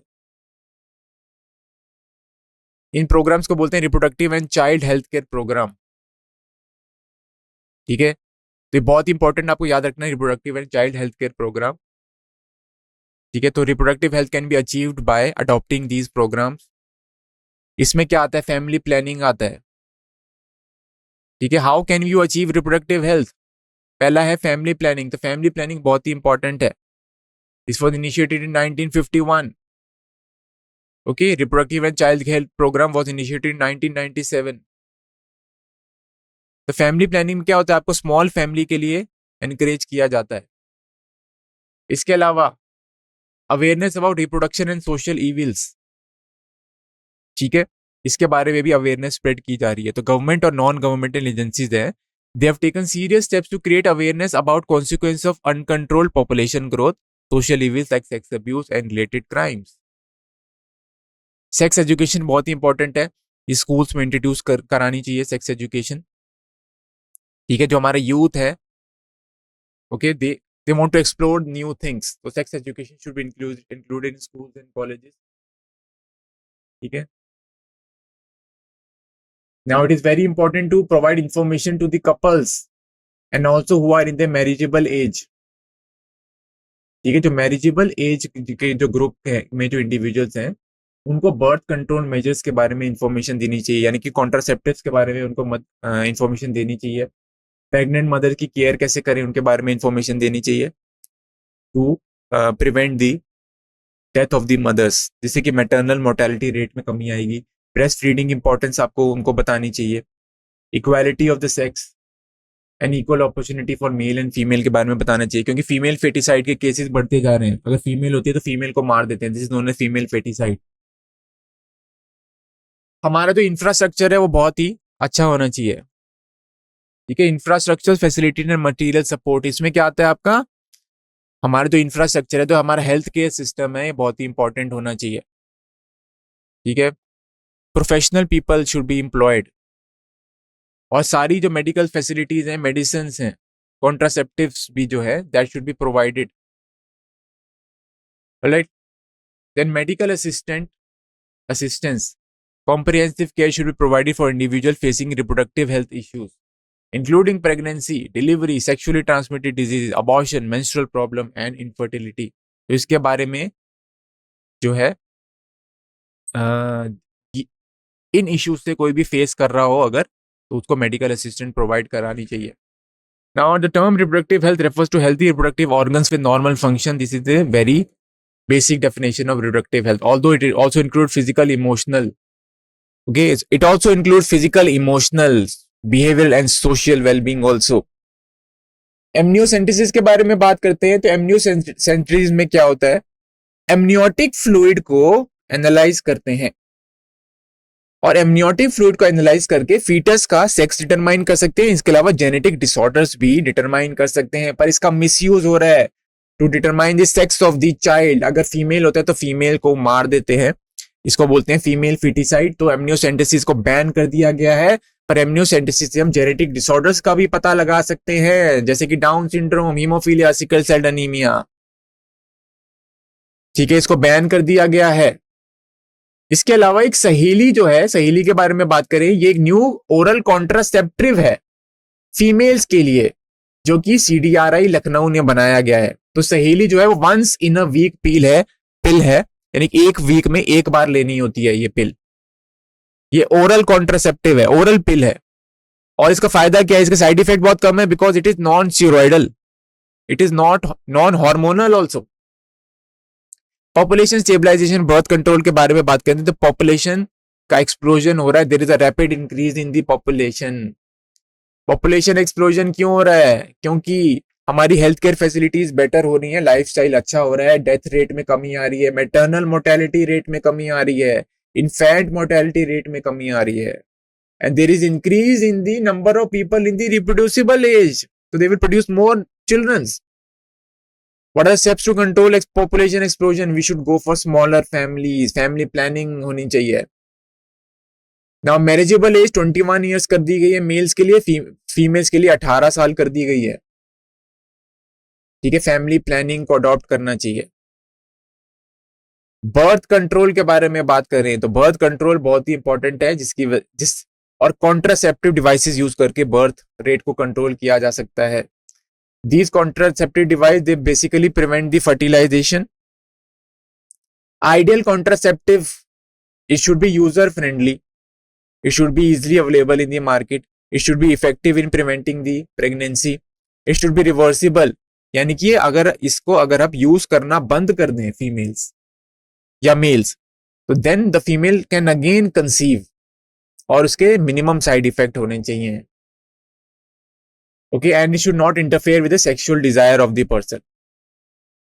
Contraceptive devices कौन कौन सी होती हैं? पहला है नेचुरल मेथड, ठीक है, फिर होते हैं barrier method, then you have intra uterine device, oral contraceptive methods होते हैं, ओके, इंजेक्टेबल्स होते हैं, इम्प्लांट्स होते हैं और सर्जिकल मेथड्स होते हैं। इनके बारे में हम पढ़ेंगे। पहला है नेचुरल मेथड, ठीक है, तो natural method works on principle of avoiding chances of oven sperm meeting. तो पहला होता है periodic abstinence. Now couples avoid having the coitus यानी कि intercourse from day 10 to day 17 of the menstrual cycle, क्योंकि ये सबसे ज्यादा फर्टाइल पीरियड होता है। ठीक है, यहाँ पे एग भी रिलीज होता है 14th डे पे, तो 10th थ्रू 17th डे और जो मेंस्ट्रुअल साइकिल का होता है वहां पे दे अवॉइड हैविंग coitus। फिर है विड्रॉल और coitus interruptus। तो मेल पार्टनर क्या करता है, इसमें withdraws the penis from the vagina just before ejaculation. फिर लैक्टेशनल एमिनोरिया होता है, तो there is absence of the menstruation after the child birth due to intense milk feeding and there is no ovulation, यानी कि कोई egg release नहीं हो रहा है यहाँ पे। ठीक है, तो चाइल्ड बर्थ के बाद 6 मंथ्स तक ये जो है सेफ होता है। ओके, तो जब तक जो फीमेल है वो फीड कर रही है बेबी को, न्यूबॉर्न को, तब तक कोई मेंस्ट्रुअल साइकिल नहीं होता, एग रिलीज नहीं हो रहा। ठीक है, तो इसको बोलते हैं lactational amenorrhoea. This method is reported to be effective only up to 6 months following parturition. यहाँ पे कोई मेडिसिन यूज नहीं हो रही, तो ये काफी सेफ है, बट इसके फेलियर के चांसेस बहुत ही ज्यादा हैं। बैरियर मेथड के बारे में बात करें तो इसमें कॉन्डम्स आते हैं, तो मेल और फीमेल दोनों के लिए कॉन्डम आते हैं। बैरियर मेथड में क्या होता है, ओवम और sperms are prevented from physically meeting with the help of the barriers. Condoms आते हैं इसमें, condoms they are the barrier method, वो रबर या लेटेक्स के बने होते हैं। ठीक है, they cover the penis in the males और वेजाइना और cervix in the females. Nirodh एक पॉपुलर ब्रांड है कॉन्डम का। ये कॉन्डम्स का जो यूज है, इससे हम सेक्सुअली ट्रांसमिटेड डिजीजेस जैसे एड्स को भी प्रिवेंट कर सकते हैं, क्योंकि ये जो सेक्सुअली ट्रांसमिटेड डिजीज हैं, they are spread through the semen और through the vaginal secretions. Diaphragm, cervical caps and vaults are also barrier methods. Chemical method के बारे में बात करें हम, ठीक है, सो स्पर्मिसाइडल क्रीम्स होती हैं, जेलीज होती हैं, फोम्स होते हैं, they are used along with these barrier method to increase the contraceptive efficiency. Intrauterine devices के बारे में बात करते हैं, these are inserted by doctors into the uterus through the vagina. पहला टाइप का है नॉन मेडिकेटेड आईओडीज, जैसे कि लाइपिस लूप होता है, ये एक थिन प्लास्टिक वायर होती है। ठीक है, ये नॉन मेडिकेटेड आईओडीज हो गई, यहाँ पे यानी कि मेडिसिन यूज नहीं हो रहा। फिर हार्मोन रिलीजिंग आईओडीज होती हैं। ठीक है, so these IUDs make the uterus unsuitable for implantation and make cervix hostile to the sperm, जैसे कि LNG-20 और प्रोजेस्टेरेट है। ये हार्मोन रिलीजिंग आईओडीज होती है। हार्मोन क्या करते हैं, ये सर्विक्स रीजन को ये काफी थिक कर देते हैं, स्पर्म्स इसकी वजह से जो है वो ब्लॉक हो जाते हैं वहां पे, स्पर्म एंट्री इज ब्लॉक्ड इसकी, और ये एंडोमेट्रियम को भी वो कर देते हैं, they make endometrium also unsuitable for the implantation. Copper releasing IUDs होते हैं, कॉपर साइन से काफी टॉक्सिक होते हैं स्पर्म को, they suppress the sperm motility and fertilization capacity. ये बहुत इंपॉर्टेंट है, आपको याद रखना है कैसे कॉपर रिलीजिंग आयोडीन्स कैसे वर्क करते हैं। They suppress the sperm motility and they suppress the fertilization capacity of the sperm also. Example क्या है, copper T, copper 7 Multiload 370, ये एग्जाम्पल आपको दिया गया है, कॉपर टी का टी शेप्ड है ये। फिर ओरल कॉन्ट्रासेप्टिव पिल्स होते हैं, ओरल कॉन्ट्रासेप्टिव पिल्स में हॉर्मोन्स होते हैं, इसमें प्रोजेस्टेरोन होता है या प्रोजेस्टेरोन या एस्ट्रोजन का कॉम्बिनेशन होता है। अगेन ये क्या करते हैं, दे मेक इम्प्लांटेशन होने नहीं देते and they also make cervix hostile. Okay, so they prevent implantation. Prevent कैसे करते हैं इम्प्लांटेशन ये, ठीक है, जो एंडोमेट्रियम है वहां पे इम्प्लांटेशन होती है, तो they will prevent the implantation. Okay, they will make the cervix hostile, ताकि स्पर्म्स जो है उनकी एंट्री जो है it gets blocks. Now pills have to be taken for a period of 21 days, starting preferably within the first 5 days of the menstrual cycle. Now उसके बाद 7 days का gap देना होता है, यानी कि okay, during which the menstruation occurs. Now again it has to be repeated in the same pattern till the female desire to prevent the conception. 21 days के लिए लगातार लेनी होती है ओरल पिल्स, 7 days का गैप देना होता है, यानी कि 21 + 7 28 days हो गए, 28 days का साइकिल हो गया इसका। ओके, उसके बाद ये रिपीट करना होता है। पिल्स क्या करते हैं, पिल्स में हॉर्मोन्स होते हैं, दिस प्रिवेंट्स द ओव्यूलेशन, यानी कि एग रिलीज को प्रिवेंट करते हैं, this prevents the implantation also, and they alter the quality of the cervical mucus to prevent or retard the entry of the sperm. तो sperm की entry को block कर देते हैं। पिल्स इफेक्टिव होती हैं पर इसके कोई साइड इफेक्ट्स भी होते हैं क्योंकि ये हार्मोनल पिल्स है। सहेली एक न्यू ओरल कॉन्ट्रासेप्टिव है जो कि नॉन स्टेरॉयडल है। नॉन स्टेरॉयडल है यानी कि इसके हार्म बहुत कम होंगे, साइड इफेक्ट्स बहुत कम होंगे। वंस इन अ वीक पिल होती है, आपको याद रखना है, ये बहुत कम साइड इफेक्ट्स होते हैं इसके। Now, progesterone alone or in combination with estrogen can be used by the females as injections or implants. Implants में भी hormones होते हैं, implants आप under the skin लगाए जा सकते हैं, injections भी ले सकते हैं आप hormones के। ठीक है, जो प्रोजेस्टेरोन और एस्ट्रोजन का जो कॉम्बिनेशन है या प्रोजेस्टेरोन अलोन और ये जो आयोडीज है, ठीक है, if they are used within 72 hours of coitus then they are effective. उसके बाद अगर इसका यूज करेंगे तो then they are not effective. Okay, surgical methods में क्या आता है, सर्जिकल मेथड को स्टरलाइजेशन भी बोलते हैं, तो they are usually non reversible. ठीक है, मेल्स में स्टरलाइजेशन प्रोसेस को बोलते हैं वासेक्टोमी। वासेक्टोमी में क्या होता है, small part of the vas deferens is removed और tied up through a small incision on the scrotum. ठीक है, फीमेल्स में स्टरलाइजेशन प्रोसेस को ट्यूबेक्टोमी बोलते हैं। इस मेथड में क्या होता है, small part of the fallopian tube is removed और tied up through a small incision in the abdomen और थ्रू द वजाइना। या आप देख सकते हैं वासेक्टोमी और ट्यूबेक्टोमी।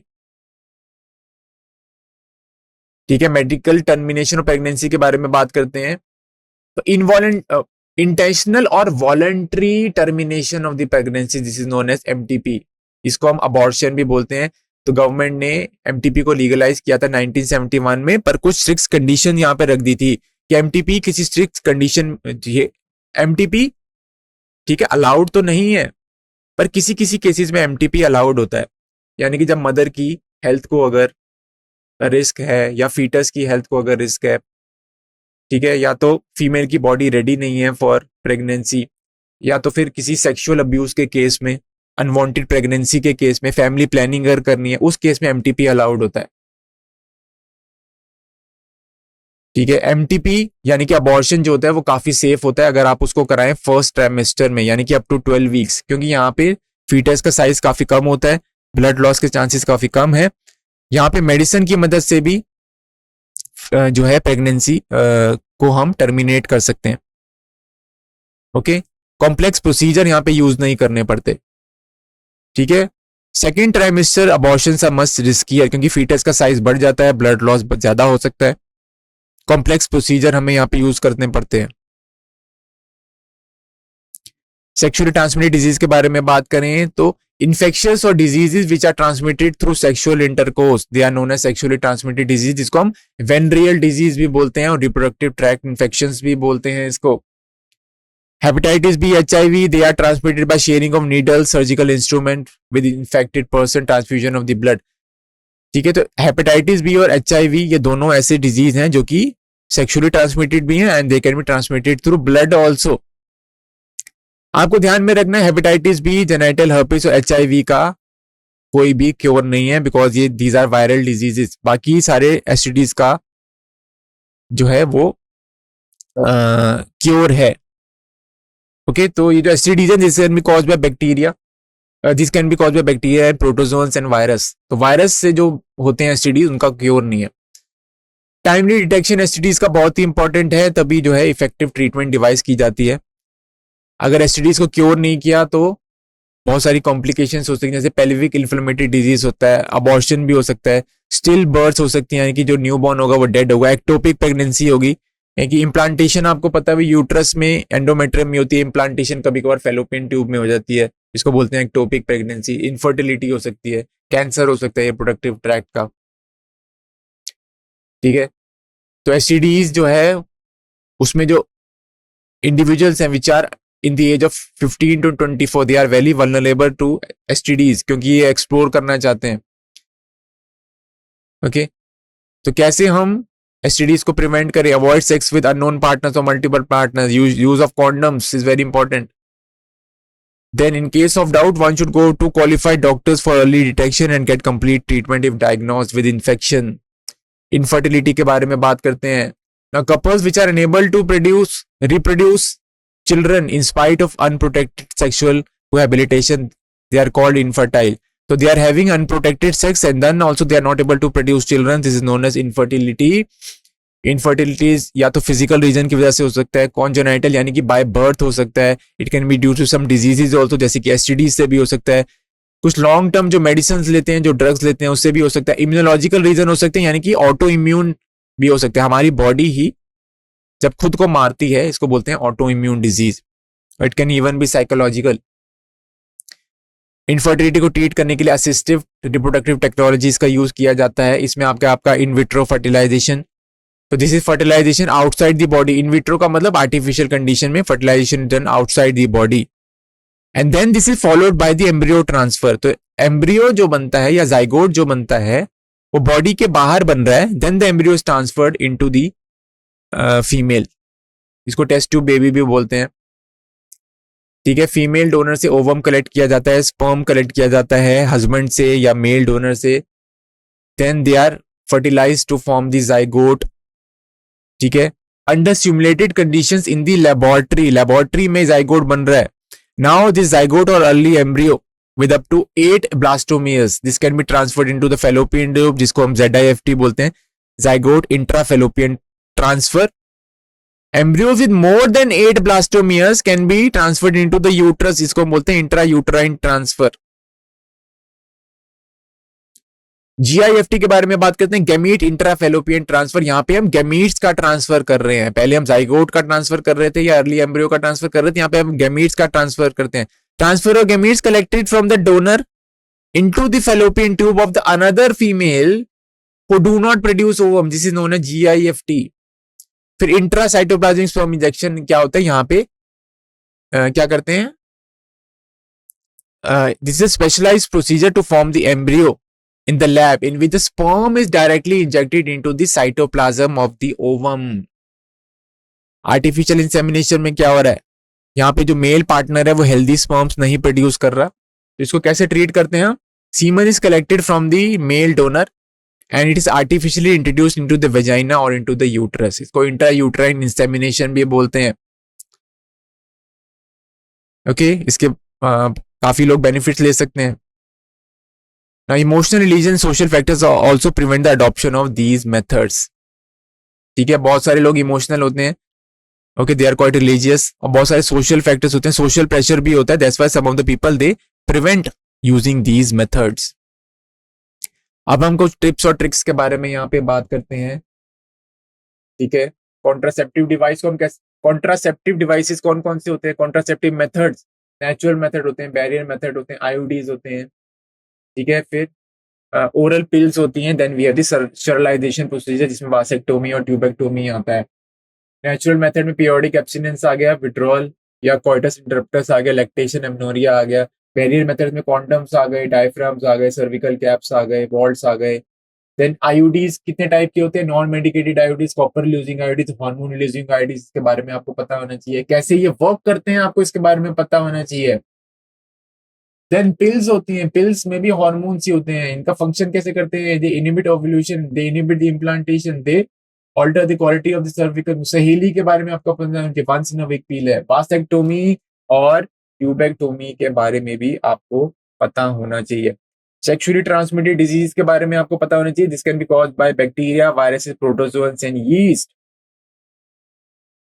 तो आप देख सकते हैं बैक्टीरिया से कौन कौन से डिजीज होते हैं, सिफिलिस, गोनोरिया, वायरस से हेपेटाइटिस बी और एड्स, प्रोटोजोआ से ट्राइकोमोनियासिस, अमीबियासिस और यीस्ट से कैंडियासिस। इसमें जो वायरस से जो डिजीज कॉज है that are very, that can not be cured. So this was the end of this session. अब हम लोग डीपीपी सॉल्व करेंगे, डिस्कस करेंगे। आप लोग भी, जो आपको लिंक दिया गया होगा डीपीपी का और पीवाईक्यू का, उस पर क्लिक करके आप वहां पे आप साइन इन कीजिए और अब हम डिस्कस करेंगे डीपीपी। तो पहले हम पहले क्वेश्चन को डिस्कस करते हैं। यहाँ पे पहला क्वेश्चन क्या है, तो foetal ejection reflex is produced by. तो यहाँ पे आपको पूछा गया है क्वेश्चन अबाउट दी पार्चुरेशन, कि पार्चुरेशन कैसे होता है, चाइल्ड बर्थ कैसे होता है। तो यहाँ पे आपको ऑप्शन दिए गए हैं, fully developed foetus only, B है प्लासेंटा ओनली, आपका थर्ड ऑप्शन है fully developed foetus and placenta, और फोर्थ ऑप्शन है आपका fully developed foetus, placenta and endometrium. तो इसका सही आंसर क्या होगा? ठीक है, इसका सही आंसर हम देख लेते हैं, fully developed foetus as well as the placenta. ठीक है, आगे चलते हैं हम।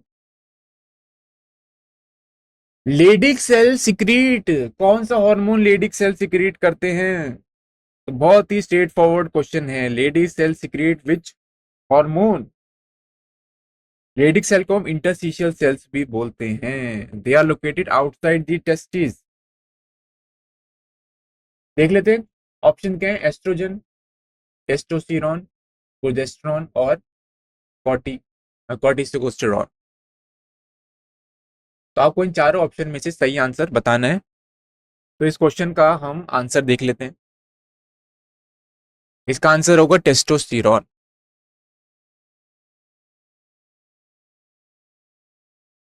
ठीक है, अब हम अगले क्वेश्चन की तरफ चलते हैं। तो क्वेश्चन क्या है, which one of the following is the correct match of events occurring during the menstrual cycle. Menstrual cycle से रिलेटेड क्वेश्चन है। मेंस्ट्रुअल साइकिल में आपकी 4 फेजेस होती है। मेंस्ट्रुअल साइकिल, पहला होता है मेंस्ट्रुअल फेज, फिर होता है follicular phase, then ovulatory phase और फाइनल होता है आपका लुटियल फेज। तो ऑप्शन देख लेते हैं। पहला ऑप्शन है मेंस्ट्रुएशन, यहाँ पे ब्रेकिंग ऑफ मायोमेट्रियम लिखा है and ovum not fertilize. B क्या है, प्रोलिफरेटिव फेज, यहाँ पे रैपिड रीजनरेशन ऑफ मायोमेट्रियम हो रहा है and maturation of Graafian follicle. Third क्या है, development of corpus luteum, okay, it is known as secretory phase कह रहे हैं। क्या कॉर्पस लूटियम को सिक्रीटरी फेज भी बोलते हैं, and there is increase secretion of the progesterone. D क्या है, ओव्यूलेशन, ओव्यूलेशन में क्या कह रहा है, LH and FSH attain peak level and sharp fall in the secretion of progesterone takes place. तो इसका आंसर क्या होगा? ठीक है, तो इसका आंसर देख लेते हैं। यहाँ पे क्वेश्चन क्या था, विच of the following is the correct match of events occurring during the menstrual cycle. तो कॉर्पस लूटियम को हम क्या बोलते हैं, कॉर्पस लूटियम का दूसरा नाम क्या होता है? तो कॉर्पस लूटियम पहले तो बनता क्यों है, ठीक है, कॉर्पस लूटियम क्या सिक्रीट करता है, वो प्रोजेस्टेरोन सिक्रीट करता है। और कॉर्पस लूटियम कैसे बनता है, कॉर्पस लूटियम बनता है when the Graafian follicle degenerates, release and it releases secondary follicle. और जो रिमेनिंग जो पार्ट होता है वो ट्रांसफॉर्म हो जाता है कॉर्पस लूटियम में। ओके, तो लूटियल फेज होती है जहां पे कॉर्पस लूटियम बनता है। ठीक है, कॉर्पस लूटियम लूटियल फेज में बनता है, तो लूटियल फेज को हम सिक्रीटरी फेज भी बोल सकते हैं। ओके, तो इसका आंसर है थर्ड, कॉर्पस लूटियम को हम लूटियल फेज को हम सिक्रीटरी फेज भी बोलते हैं। नेक्स्ट है temperature of the scrotum which is necessary for the functioning of testes is always around dash below body temperature। तो fill in the blank है क्वेश्चन है। तो बॉडी टेम्परेचर जो है 37 डिग्री सेल्सियस है।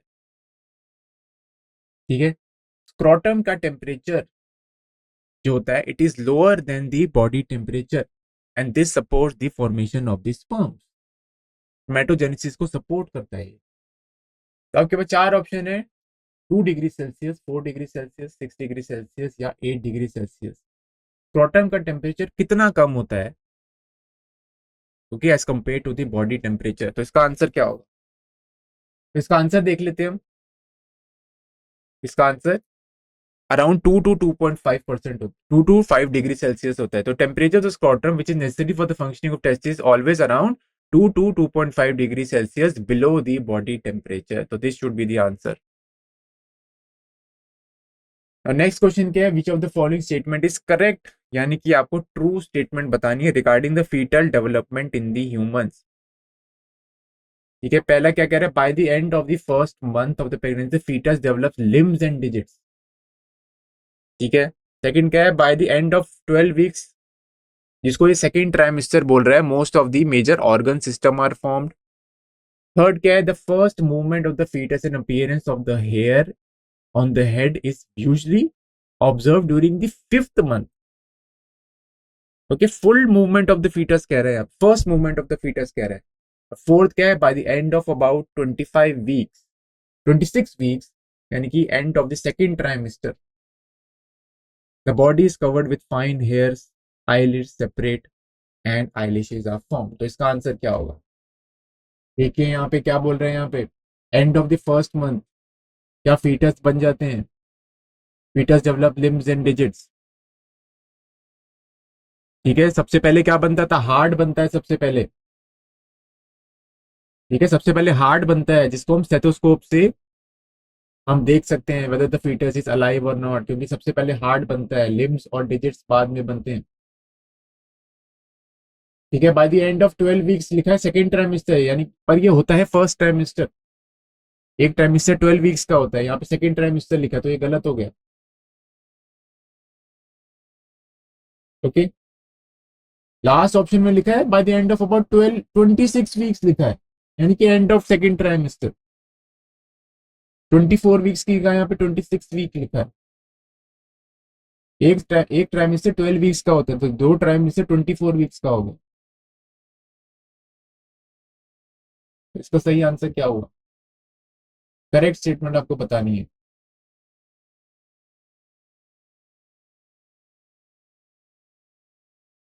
थर्ड ऑप्शन क्या, first movement of the foetus and appearance of the hair on the head is usually observe during the fifth month.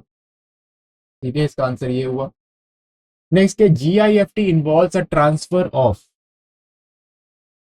GIFT gamete intrafallopian transfer, it involves a transfer of first a mixture of sperms and ova into the uterus, second embryo into the uterus, third a mixture of sperms and ova into the fallopian tube, fourth is zygote into the fallopian tube।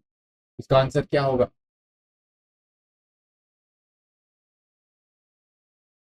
तो बहुत ही simple है, इसका इसकी full form क्या है, gamete intrafallopian transfer. ठीक है, आपको क्या दिया गया, मिक्सचर ऑफ स्पर्म्स एंड ओवा इनटू द यूट्रस, फिर है embryo into the uterus, third है मिक्सचर ऑफ स्पर्म्स एंड ओवा इनटू द फेलोपियन ट्यूब। तो this should be the answer, fallopian tube. Okay, then which ion are released by the IUD so that they become toxic for the sperm। तो आईओडीज जो होते हैं, हमने पढ़े थे आईओडीज के बारे में, आईओडीज है इंट्रा यूट्राइन डिवाइस। ठीक है, ये कितने टाइप के होते हैं, नॉन मेडिकेटेड आईओडीज। हार्मोनल आयोडीज और कॉपर रिड्यूसिंग आयोडीज। तो ऑब्वियसली इसका आंसर क्या हुआ, बहुत ही इजी इसका आंसर है, इसका आंसर हुआ copper. Then method of birth control which is not used by women is Nirodh, progestasert, मालाडी या मल्टीलोड 375। तो इसका आंसर क्या हुआ, निरोध एक पॉपुलर ब्रांड है कॉन्डम का, ठीक है। माला डी भी है आपकी, it is oral contraceptive for birth control, is used to prevent pregnancy. प्रोजेस्टेट जो होते हैं इनमें भी प्रोजेस्टेरॉन जैसा ही एक हार्मोन होता है। Then Multiload 375 is also used. तो निरोध का आंसर हुआ। क्वेश्चन क्या है, which of the following can result in breaking of the hymen. ठीक है, हाइमन एक मेम्ब्रेनस कवरिंग होती है वेजाइना के ऊपर। Which of the following can result in breaking of the hymen? Sports like riding or cycling, intercourse. Then third is sudden fall, and fourth is more than one options is correct. का answer क्या होगा, hymen कैसे break हो सकता है? क्या तीनों option सही हैं? ठीक है, तो यस, स्पोर्टिंग लाइक राइडिंग और साइकिलिंग, इससे भी हाइमन ब्रेक हो सकता है। इंटरकोर्स से ऑब्वियसली ब्रेक हो सकता है। सडन फॉल से भी ब्रेक हो सकता है। More than one option is correct, इसका सही आंसर होगा। Then make the correct, mark the correct statement with respect to ZIFT यानी कि जाइगोट इंट्राफेलोपियन ट्रांसफर। पहला क्या, ova collected from the female donor transferred into the fallopian tube to facilitate zygote formation. Third क्या, woman's egg is fertilized outside the body and then zygote is transferred into the fallopian tube. Third है, woman eggs is fertilized outside the body and then zygote is transferred into the uterus. Okay. Then last one, ova collected from the female donor and transferred into the uterus.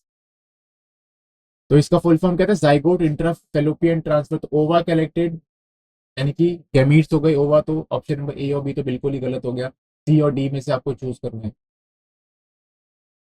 ठीक है, तो ये होता है zygote intrafallopian transfer, जिसका answer number हो गया second.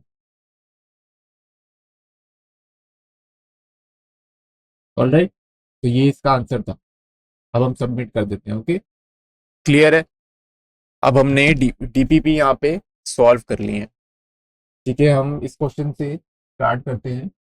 Second maturation division of mammalian ovum occurs, बहुत इंपॉर्टेंट क्वेश्चन है ये। Shortly after ovulation, before the ovum makes entry into the fallopian tube. Okay, next क्या है, until ovum, until after the ovum has become generated by a sperm. Third क्या, until the nucleus of sperm is focused with that of the ovum. And fourth है, in the Graafian follicle following the first maturation division. तो इसका answer क्या होगा, second maturation division कह रही है of the mammalian ovum. Mammalian ovum यानी कि मैमल्स का ओवम। ओवम को क्या बोलते हैं हम, एग भी बोलते हैं। तो दिस अकर्स व्हेन, इसको आप सेकेंड मियोटिक डिवीजन भी बोल सकते हैं। सेकेंड मैच्योरेशन डिवीजन मतलब सेकेंड मियोटिक डिवीजन। तो प्रोफेज वन में पहले प्राइमरी oocyte अरेस्ट हो जाते हैं, prophase one of meiosis one. उसके बाद जो सेकेंडरी oocyte है वो मियोसिस टू में अरेस्ट हो जाता है। सेकेंड मियोटिक डिवीजन आपकी कब कंप्लीट होती है, आफ्टर द ओवम, और you can C after the sperm has penetrated the ovum, तब सेकेंड मियोटिक डिवीजन कंप्लीट होती है।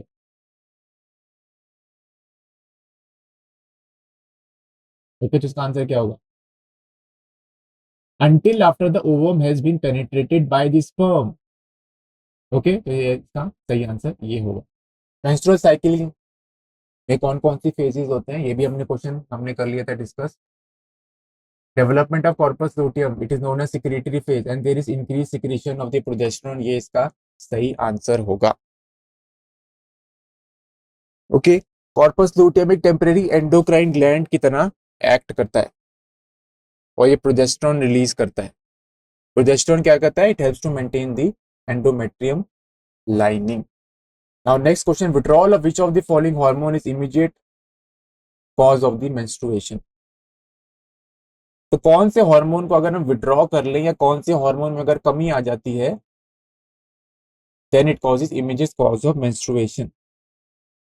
तो इसका आंसर क्या होगा? FSH, FSH FSH LH, progesterone and oestrogen. तो ऑब्वियसली इसका आंसर हुआ प्रोजेस्टेरॉन। प्रोजेस्टेरॉन के लेवल में कमी आती है तो क्या होगा? एंडोमेट्रियम दोबारा थिन हो जाती है एंड मेंस्ट्रुएशन स्टार्ट्स। अगर मेमेलियन ओवम या जो एग है अगर उसकी फर्टिलाइजेशन नहीं होती तो which of the following is unlikely, यानी कि नहीं होगा। Corpus luteum disintegrate, corpus luteum disintegrate हो जाता है अगर फर्टिलाइजेशन नहीं होती। प्रोजेस्टेरॉन सिक्रीशन रैपिडली डिक्लाइंस, तो यस डिक्लाइन हो जाती है। Oestrogen secretion further decreases and lastly primary follicle start developing. कौन सा इवेंट जो है इट इज अनलाइकली, यानी कि नहीं होगा। ठीक है, तो primary follicle also start developing